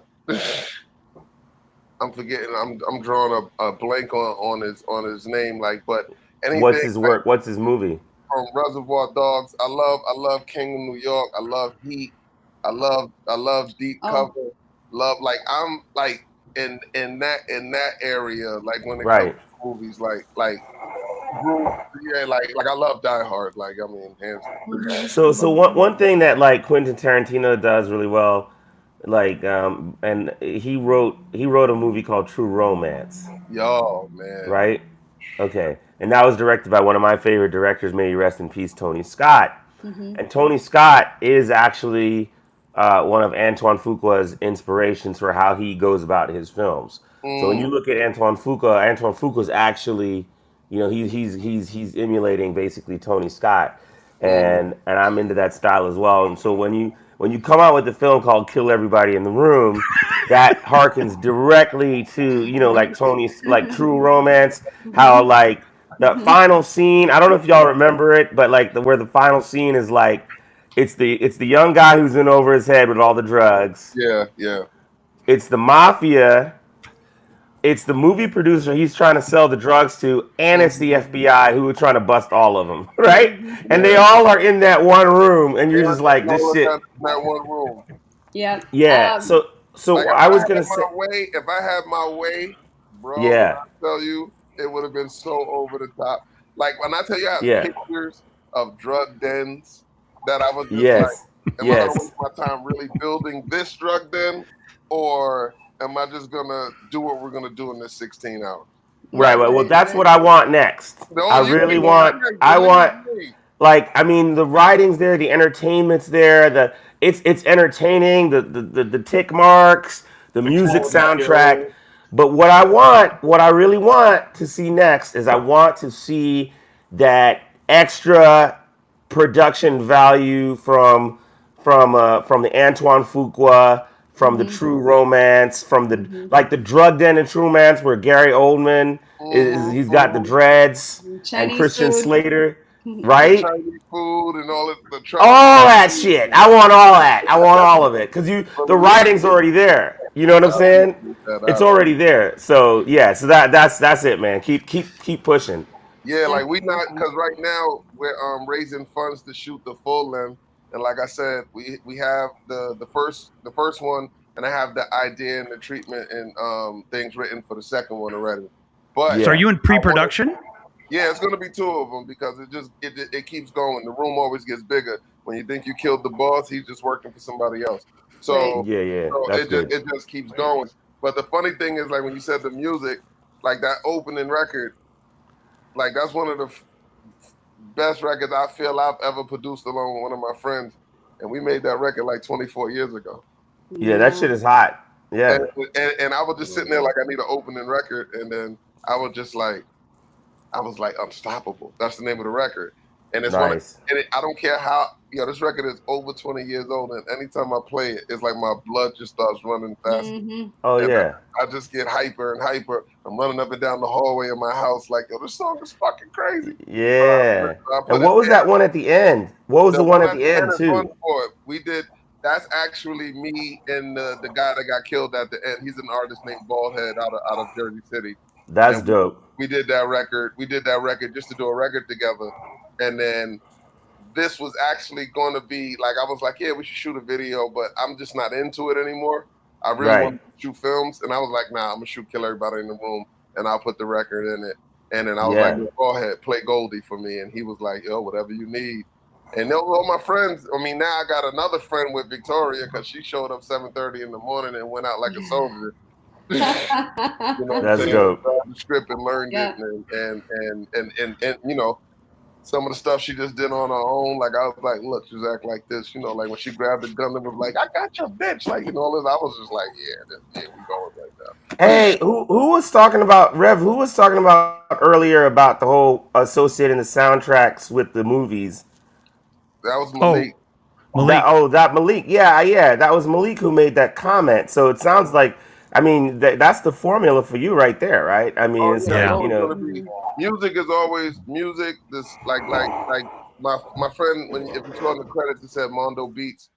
My boy Mondo Beats produced Ladies Night for Little Kim, LSG, Keith Sweat, LL Cool J, Dangerous for Busta Rhymes. Like I'm around these people musically. We're gonna go all the way out. Like the score, the soundtrack, sound design, all of that. I'm never gonna be worried about that. but the like now, like you're saying, like if I could, like when we wrote it, I was talking to some friends of mine, like my brother Gregory Waddle worked on Black Panther, worked on all kinds of stuff. When he saw this, he was like, all right, bro. So when we do the feature, like we already talking about blowing up cars and got quotes in and everything. Like it's like, no, the feature's going all the way out. Like that's just Raj. Like I was in my house and I said, you know what, Monkey, what you doing on Sunday morning, man? Like how much money I here, and let's just go. I got some lunch and I got a couple bucks for people, and let's go down the street and let's just go. I just wanted to see where I was at raw, not caring, nobody, even my partner Jan, when he showed up to do the sound, he didn't know what I was doing. He just pulled up like, what is Kill Everybody in the Room? I was like, you gonna do the sound or am I paying this guy? And he was like, nah, I'll do it. I got you. But what is this? And I was like, because nobody really knew. Like when I started putting it on Instagram, because that's another thought process of mine, I just throw it out there. Like a friend of mine said, I'm the type to jump off the roof and build a parachute on the way down. That is me. You know what I mean? So like the logo, everything is all over Instagram for months. And people are like, yo, what's Kill Everybody in the Room, Raj? And I'm like, yo, I'm about to shoot this thing. And I put it together. I prepped for like a month, maybe two, maybe, I don't know. And then I just was like, yo, we going. And we just went. And that's what came out. And shouts to Julian Brantley that did a great job, in my opinion, editing, because pretty much everything I shot is there. Like, it's not like it was so much coverage. Like we could do in those hours. But I mean, I'm satisfied with it, especially it being my first run out as a director. Like I've put my 2 cents in other things that I would love to share with you guys, you know, on another day. Go ahead, Amanda. You know, the thing that I find that's so impressive, am I on? Oh, is having it be your first time out, and it clearly so excited about all the action and the use of the props and all of that, but you never lost track of the story, and that's so hard to do. It's so hard to do when you're excited about so many other things, to keep focus on what is the story about, and you never lost it. There was so much tension because I cared so much about him getting revenge, and we never lost track. That's what this is all about, and that's really impressive. And you can really totally see how this would be a feature in a heartbeat. So I mean, just well done, really good job. I appreciate that. I get that from making records, because you know you're not gonna start a song about a girl and then end it about killing people. You know what I mean? Like it's like stick to the point.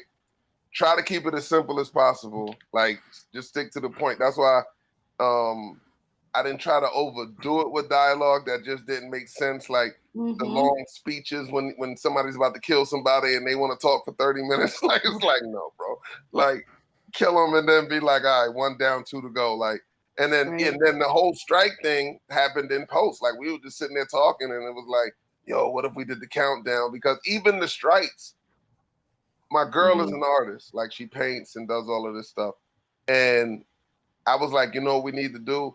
Because I'm set dressing the room the best we can. I was like, look, we need to put a big piece of art on the wall. So I said, let's just do a tic-tac-toe thing with 3 X's, and it's like got a sex overtone, and we'll put a red stripe through it. And when she did the first white strike, I said, wait, what if it's just 3 strikes and a bloody tone across it? 3 people gonna die, kill everybody in the room. And she was like, there you go. And then she was like, wait a minute, let me make some blood drizzle. Like, then people started thinking it was a horror film, and I was like, nah, this is straight murder. Like, it's just straight up murder film. This is just straight murder. I love that. You know, so we just had a good time. But yeah, that was Jim. I know you like that might movie. Be a good tagline. Is this a horror film? No, this is straight up murder. That is great. Straight up murder. Like, it's straight up murder. Like, you know, have some fun. Like, you know, you don't want it to happen in real life, but you know, on screen, let's go. You know. Hey, Jim Jones.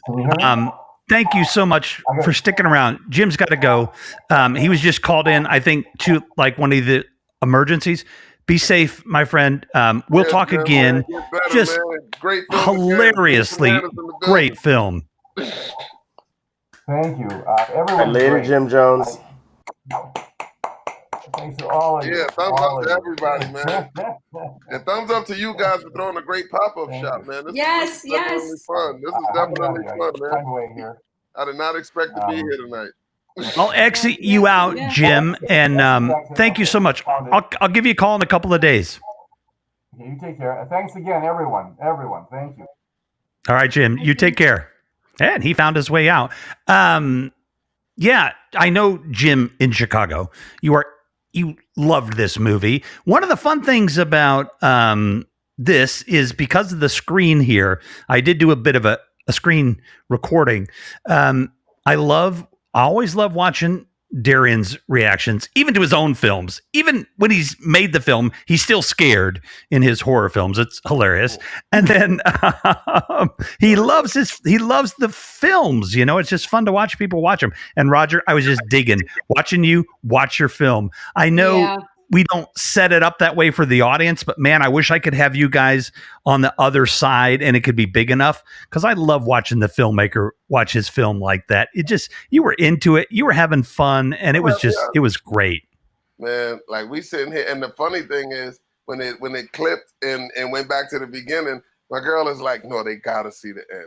They gotta, because we just love the way Ballhead died. Like, when Ballhead, because these guys was giving like, we choreographed that fight right there. Like, there was no rehearsals and none of that. Like, it was like, okay, right here's the fight scene. And me as a writer, I can't lie, I never wrote a fight scene before. Like, what do you write? Jab here with an uppercut here. Like, what the hell? Like I didn't have a stunt coordinator with me and all of that, so we stopped. And Duval and Ballhead just was like, and Ninja Monkey was like, listen, we're gonna do this. You like he choreographed it like a dance. So after like 5-6 minutes, it was almost like a dance, and they was just in there doing it. Like they was throwing each other around. These is big guys. Like you know, like Shavar's my height. I'm 6'4", so he like 6'3", 6'4". You know, Ballhead's about 6'2", maybe 6'3". They throwing each other around that little space. And then even with the ending when he got shot in the head, the way he did all of that over and over again, like, it was just like I can't ask for more for what I did in my time. I'm just glad you guys liked it. Like, truthfully, like you know what I mean? Like, I'm glad that I got to tell the story, and y'all thought I did tell a story. Like, you know what I'm saying? So, like, especially coming behind you when you shot a movie with no dialogue and a goat and the like, come on, man. Like, I'm like, wait a minute. I'm like, holy shit. Like, okay. No, it was great. It was great. You did the same thing about sticking with the story and telling the story the whole way out. It's hard to really keep that kind of focus on your first time. You know, I am as you know, I do screenwriting workshops, and I really think this would be such a great feature. So if you need any help with your story, you could totally hit me up, and I'll just listen in. I was definitely gonna tell you I would love to connect with you. Like, I would love to connect with you. I don't know if the world is listening, so how would we? You got her information. Instagram. I'll connect you both. I'll connect you both. Connect us on and then we'll do it Instagram. on DM. Yep, You know, yep. I've And done you that could once just before talk. and Yeah. forgot where I was and set my telephone number on Clubhouse, and it was Yeah. kind of crazy. I gotta Right. I gotta say, like, I just kept waiting for, like, I don't know, like George Clinton or somebody just to walk in and do something, you know, like be the. It was so groovy, man. Like it was groovy. You set the tone with the music, and I mean, you know, you did a fantastic. I mean, great job. First time out, really absolutely fantastic. I think you know a lot of areas probably, you know, that you do need to improve and are figuring that out as you go. Yeah. But my continuity, continuity, definitely. We're about to shoot another one. I'm just producing this one that's coming. It's called All That Glitters. We shooting July 31st. I mean 30th to the August 1st. It's another short. It's going to be directed by a friend of mine named David Hopper. We got Omar Gooden that's going to be in it, and a whole host of others. And I'm producing that one. So everything I got wrong in this, I'm gonna get right in that, because it's just sharpening, still sharp and still. And then another one that I wrote called Backstretch. I want to shoot that. I want to shoot that in August, and run from there. So yeah, like continuity, just building up more and more, and then not jumping out the window by myself. Because even though I had a small crew with me that day, the next one is like more people are involved because they got the script early, and I told them about it because I wrote it during the pandemic. So, but this was just, I can't lie, this was just, I didn't want to wait for anybody, even my circle. I didn't want to wait for anybody, and I just jumped out to see where I was raw. Like, you know, it's not a music video, which I've directed before. It was a narrative. It was this. It was that. It was longer. It was, you know what I mean? And I just jumped out the window, and I'm pleased with the result. Like, I mean, you know, now it's like, now of course with the feature, like, oh my God, like we're talking to, you know, bigger actors, but to add them to who was there, not to replace anybody. You know what I mean? Because I like who was there, but you know, we're just gonna go harder and keep going. Godspeed Entertainment. Like, I have an ill slate from horror to comedy to revenge to murder to, you know, we got coming of age films coming. You know, a lot of different things is happening. But yeah, we working. I ain't about to stop. Wow, you're on a tear. Love it. Yeah, Awesome. I'm not playing. Like I said, I saw the equipment everybody had there, and I went and bought it. Like, I don't even know how to use half of it. I got a whole lens package. I just be staring at stuff like, you know, you gotta use this shit one day.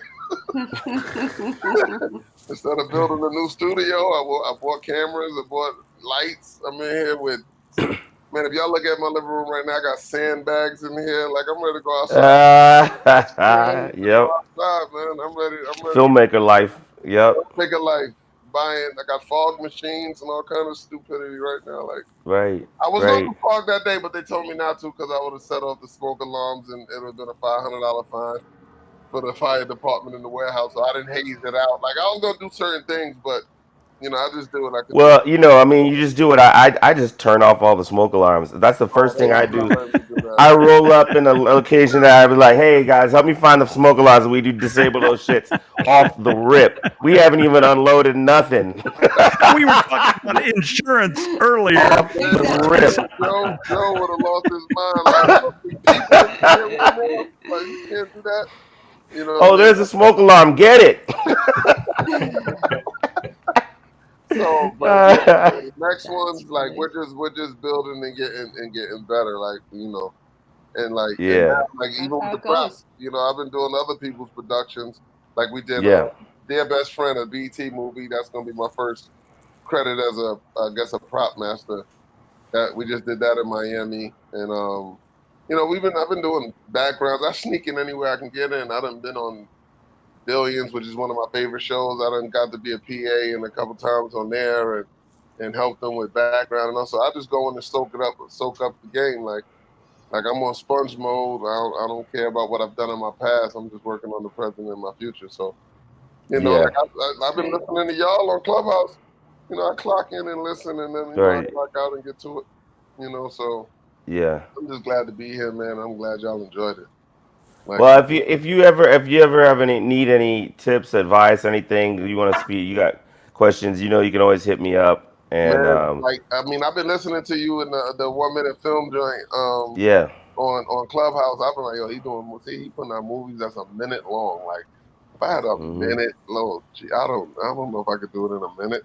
That's why I was like, and it's funny. My friend Spike, who's a DP, he's always doing like mega projects. He said that to me because when I was I took a couple courses on this NYU thing, and he's like, you don't need that. Just go outside with your camera, man. Just go outside with the camera. And I was like, nah, I'm gonna listen to a couple people. There's a couple. We'll listen for a little bit. I will say, Roger, the challenge of a 1 minute film will hone you, because the little experience I have a lot of experience editing low budget commercials, but a industrial film with, I don't know, 5 locations and lots of long shots of boring factory shit versus 25 edits in a 30-second commercial. I mean, just like that. That's hard to write. It's hard to do. Darian makes commercials. He knows that's a minute's tough, but it'd be well, good. I mean, the thing is, everybody know. I mean, basically, all of the, when you, especially the type of film that this is like, it's the entertainment value is the most important thing, right?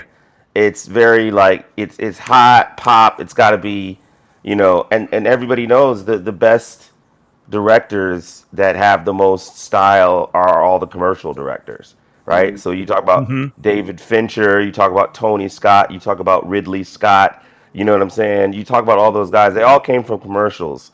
And it's because they're forced to communicate story very fast, short amount of time, get the style. Because the thing is, it's like you could have the same story, but the style is the thing that, what I'm saying, that brings it across, right? So when you nail that style, you know what I'm saying? That I think the sky's the limit for the stuff that you're making, because when you get that Antoine Fuqua style, you get that Tony Scott style, you add that to that story that you have, and man, people are just gonna fucking go crazy. It's gonna be like candy. It's like when the ice cream man shows up. You feel me? So yeah. So that's all I'm looking for from you is that once you pull in that production design and all that little extra detail and just the style, you know what I'm saying? That Antoine Fuqua style, you know what I mean? Just do Antoine Fuqua, bruh. You're good. He's like, Yeah. I'm telling you, that's your cheat code. That hack, get it. Yes. Right. If you're stuck, how would Antoine Fuqua do it? I think you're gonna be good on all the writing and you got it. You know what I'm saying? And it sounds the way it's supposed to sound. You know what I'm saying? I'm black. You know what I'm saying? So they sound black to me, right? You know what I mean? Like dialogue wise, like you know what I mean? Obviously, you're comfortable directing them. They seem pretty comfortable, so that's all great. Oh, I set a tone. Like when you're gonna have fun. Yeah. You're gonna eat and you're gonna eat. You're not gonna go hungry. I always set a tone. Yeah. Like it's funny because people look at what I've done in my past and they expect me to show up a certain way. And I just I'm just me, man. Like it is what it is. Like I'm a kid from the South Bronx that love to rap and I listen. I'm like I'm coachable. Like that. I can do. I don't think I'm that important in the whole thing. So I work like I'm a leader, but I work like I'm not. You know what I mean? Like I'm the Yeah. voice of reason. I could be the reason it happens. I could be the reason it doesn't. But Right. but I don't come in like even when Victoria said that the girl the woman in it she said yeah and you was just there like in your sweatpants and sneakers and you was just asking people if they were okay and you know it's dinner time. Do you guys need the chicken? And we didn't even finish the pizza. But you was ready to feed everybody again, and I was just like, I don't know what I was supposed to show up like though. Like it's like Nah, you did it. You did it. No, I could tell just as a director, like all those things. You know that seemed very comfortable. The Mhm. actors seemed very comfortable. You know what I mean? They were being themselves. It was great.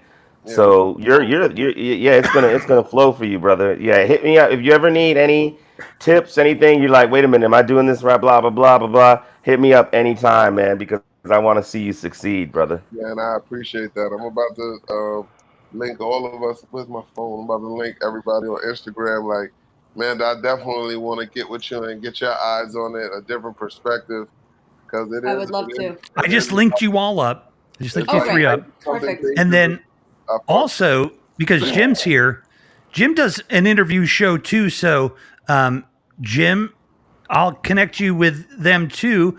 And, Yes. you know, he might want you on his show. Yeah, I would love You know, I to don't want know. to pick his people, but, you know, you can reach out to them as well. I think, Jim, that would be cool. Wow. Hold on. My computer is scheduled to go to sleep. No, it's not. We already had one technical glitch. What time? Speaking of go to sleep. It is late. It is, right. So, Darian, you want to call it? Yeah, man, this has been great. You mean the evening? Yeah, What do well, you? no, the film, the winner, and I really want to thank Oh yeah, Malik yeah, Yusef Amanda's the for being winner. here. Yeah, Yeah, Amanda Amanda wins. knocked out the home run. I mean, everybody came with extremely strong films. Didn't they? Yeah, I mean, it was very high level. I just want to speak real quick about Jim's film. So, I'm just going to go in order. So, Jim's film was great because of its way of expressing a real event in a very creative way, a very unusual, very creative way. Um, you could kind of tell that that was a true event because I don't really imagine that anybody would have written it that way that hadn't been through that, you know? But at the same time, it gave it that lightheartedness where you could talk about a serious subject, which is like, you know, doctors, nurses, I don't think it's their fault because it's kind of like the nature of being completely on the front lines all the time. So when they see that much death, I feel like almost like to protect itself, the brain has to Gallows try to humor. find a way to detach, right? So it is a sad thing though that happens. I've been through it. I lost both my parents to cancer, so I know kind of how that is. But they also happen to be medical professionals, so you could see the difference between like if somebody comes in and doesn't really know that they're a medical professional and then maybe one of the other staff will say, oh, that was blah, blah, blah, Dr. So and so, and all of a sudden everything changes, you know what I mean? Yeah. Or like my mom, my mom's dying of cancer, right? But she's questioning the nurse why she's using that particular drug. Is that a new thing? And she knows all the milligrams, she knows everything they're supposed to do, so they can't really fuck with her. So then you see the difference in the way the care is based on that. And that's, I mean, it's a good thing for them, but in the back of your mind, you're also thinking, holy shit, is this how it goes? All these rooms in this hospital are all these people getting shitted on just because they're not medical professionals, right? So, yeah, so it is a thing for sure. And I appreciate the movie for that.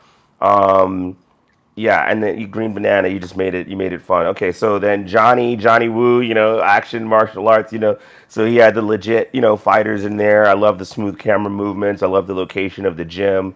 That's another thing right there, the production value, which actually helped that film because it's like, being in the gym and all that really made that film work. And then so that's cool. And then Amanda, damn, like no dialogue. MOS. I had no idea you shot at MOS. I couldn't tell at all. And I honestly thought that you had just captured maybe with, I don't know. I thought maybe you caught some reference audio and then just did the Charlie, who's that guy? Charlie Brown? Um, the wah wah wah thing, you know, like The teacher, Charlie Brown teacher. yeah, I thought it was great. Yeah, Charlie Brown feature, right? That was amazing. Yeah, it doesn't really matter what they're just reacting. It doesn't matter what they say, right?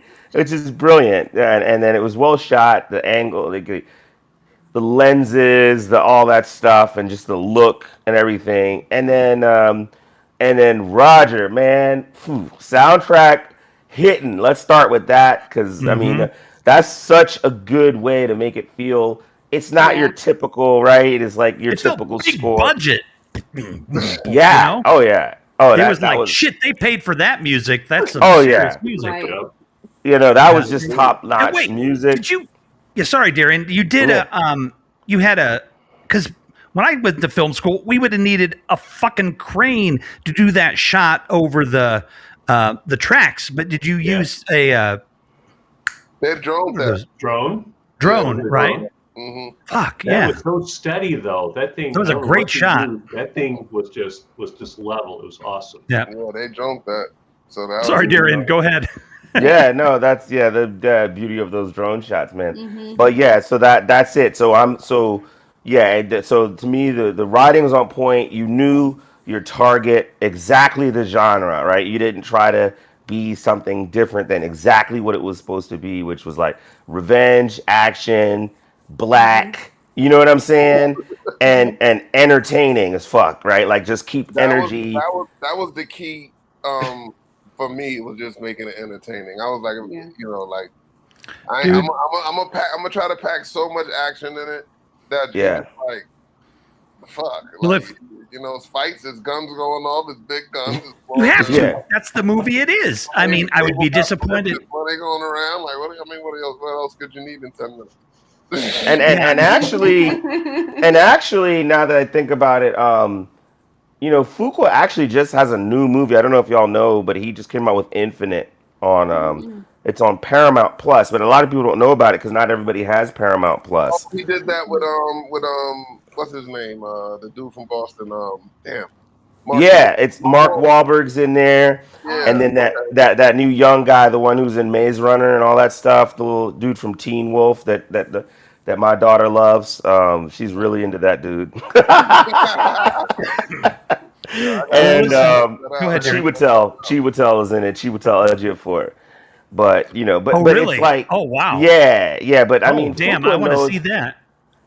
But Fuqua really knows how to do, you know, entertainment. You know what I mean? Like he gets good actors, but then he's able to also just it's like what people want to see. Like you want to see action, you want to see it should feel fun, like you're like watching a movie, right? 'Cause sometimes you know you could take things too seriously, and that's what I didn't want to do. Like I didn't. Yeah.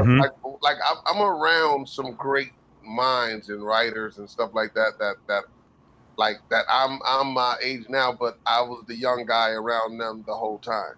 Yeah. And from music to whatever the case may be, and I wrap my head around it differently. I take it very seriously, but I'm not curing cancer here. You know what I mean? Yeah. I'm not. You know what I mean? I'm Yep. not. Like so. Right. It's like I just know it's gonna. But I know I can tell a story. You know, I know I can tell a story. Like definitely. You know, so I'm you always all gonna do that. You all told stories tonight, and Great. it was just. This was really good, man. Like I really enjoyed myself, man. Me like too. hats off to you guys. Like this was really fun. This was awesome. Amanda, so you have other stuff that you've done? Yeah, I've done 2 other shorts. I have 2 other shorts, and then I've directed a bunch of theater too. But 2 shorts that are done. Yeah. Well, we might have to like do some more stuff. Like share with us in the chat whatever you can share. You know what I mean? Like on Insta, so we can check out all your stuff. And Amanda. Yes. Oh, I was gonna say Amanda, if she wants to, can come and bring her films, Darian, and you could be on the talk show that night, and we could talk to her. Roger, you know, would love to have you on the talk show as well. The big interview, and we could talk music, we can talk film, and how you got there and everything. Darian, you're always welcome too. I would love it. Yeah. I'm all for it. On my link tree in my Instagram bio, there's a link for my creative content, and it's all there. The other 2 shorts are Oh, there. beautiful. Yeah. Okay, yeah, I'm right here. Well, right now. Love story. Look at he's on it already. I'm already here. Oh, in my link tree? Yeah, I'm already Wow. You slid in that DM fast. I'm right Man, you're all up on my link tree already, huh? Yeah, we're not gonna play. We're not gonna play. Like, Oh my goodness. We came in at 2 hours and 52 minutes, 52 minutes longer than I usually plan for. But hey, what a fun ride that was, everybody. Everybody out there in the chat, thank you very much. I'm not going to go through and say everybody because everybody's tired. Malik Yusef, the technical problems, just, it was great, Malik. I really appreciate you being here. And just, wow. Jim in Chicagoland, buddy, come back and see us again. I know you usually have a show like at the same time sometimes. So whenever you're free, or we should do a simulcast or something, whenever you're free, man, always stop by. And Thank you. Pleasure to have you. Thank you, Rod. It was great. Roger, Hey, Darian, Joy, Christine, Andrea, Joy. Shout out to Joy. Yeah. Nice meeting everybody. Thank you all. And again, the biggest thing to me, as I kind of recap tonight, and Darian, thank you so much for kind of wrapping up with each one of those movies, because I really do, value you and what you do teaching film to people. And you're just a hell of a teacher. I've told you that before. You're really good, and really appreciate all you're doing out there. And the point of this thing is to have fun, to highlight filmmakers and great films. And honestly, we've had pretty darn good films all the time. We're pretty lucky, but tonight, ooh, man, we smacked it out of the park tonight with these. So all of you now need to find me filmmakers just as good for next week. Okay. Okay. I got one for you next week. Oh, awesome. I got somebody, my mentor, P.O. Sweet, he has one called ICU. Boom. Well, we'll hook up. We'll talk. Yeah. And what day you want to do it? What day? The same thing, like Saturday Same night? time next week. Yep, we do it every week. All right, I'm gonna call him and I'm gonna link you two together on Instagram. Yeah. Cool. And get him signed up. You do too? Oh, awesome. Do me the favor, and I know it's a pain, but you know how to get signed up now. So yeah. Let them know how to do it. Yes. And then, put them in touch with me. We'll get the downloads, the uploads, and all that stuff. And wow, that was just an absolute blast. I really appreciate all of you so much. I just was dying to say one other thing, because Darian brought up the shootout of True Romance in the hotel room with all the different people. And my son is named after Tom Sizemore, who dies, because my husband and I couldn't figure out what to name our son, right? And True Romance is one of our favorite movies. So we're watching it, and Chris Penn says, we're going to do it for Cody when they take them down. And my son's Your son's name is Cody? Yes. Oh, yes. I was going to say, you named your son Tom Sizemore? No. We couldn't figure it out. And he goes, we're going to do it for Cody. And we both looked at each other. We were like, that's it. That's the best story ever, Amanda. Oh my gosh, I love you so much more now. So true. 100% Oh my true. goodness. Oh man, if only Tony Scott were still with us, man. That guy, Jesus. Yeah, I know. That's sad. Yeah. It is. But right now. All right, everybody. All right, everybody. Connect up, and thank you all very much. I just got my cell phone number to both you guys. Amanda, Yes. let's get to Yes. it. You guys- Yes, absolutely. And you guys can talk to each other. Don't exit. All in the show. You can talk to each other for 2 minutes afterwards. And hopefully, it usually works that way. Yeah. I just end the show, not hit exit. Right, Jim? Okay. Here we go. Just stick Thanks, around, everybody. guys. That was Thanks, just everyone. absolutely fantastic. Bye, everybody. Bye. Peace be with you, and namaste.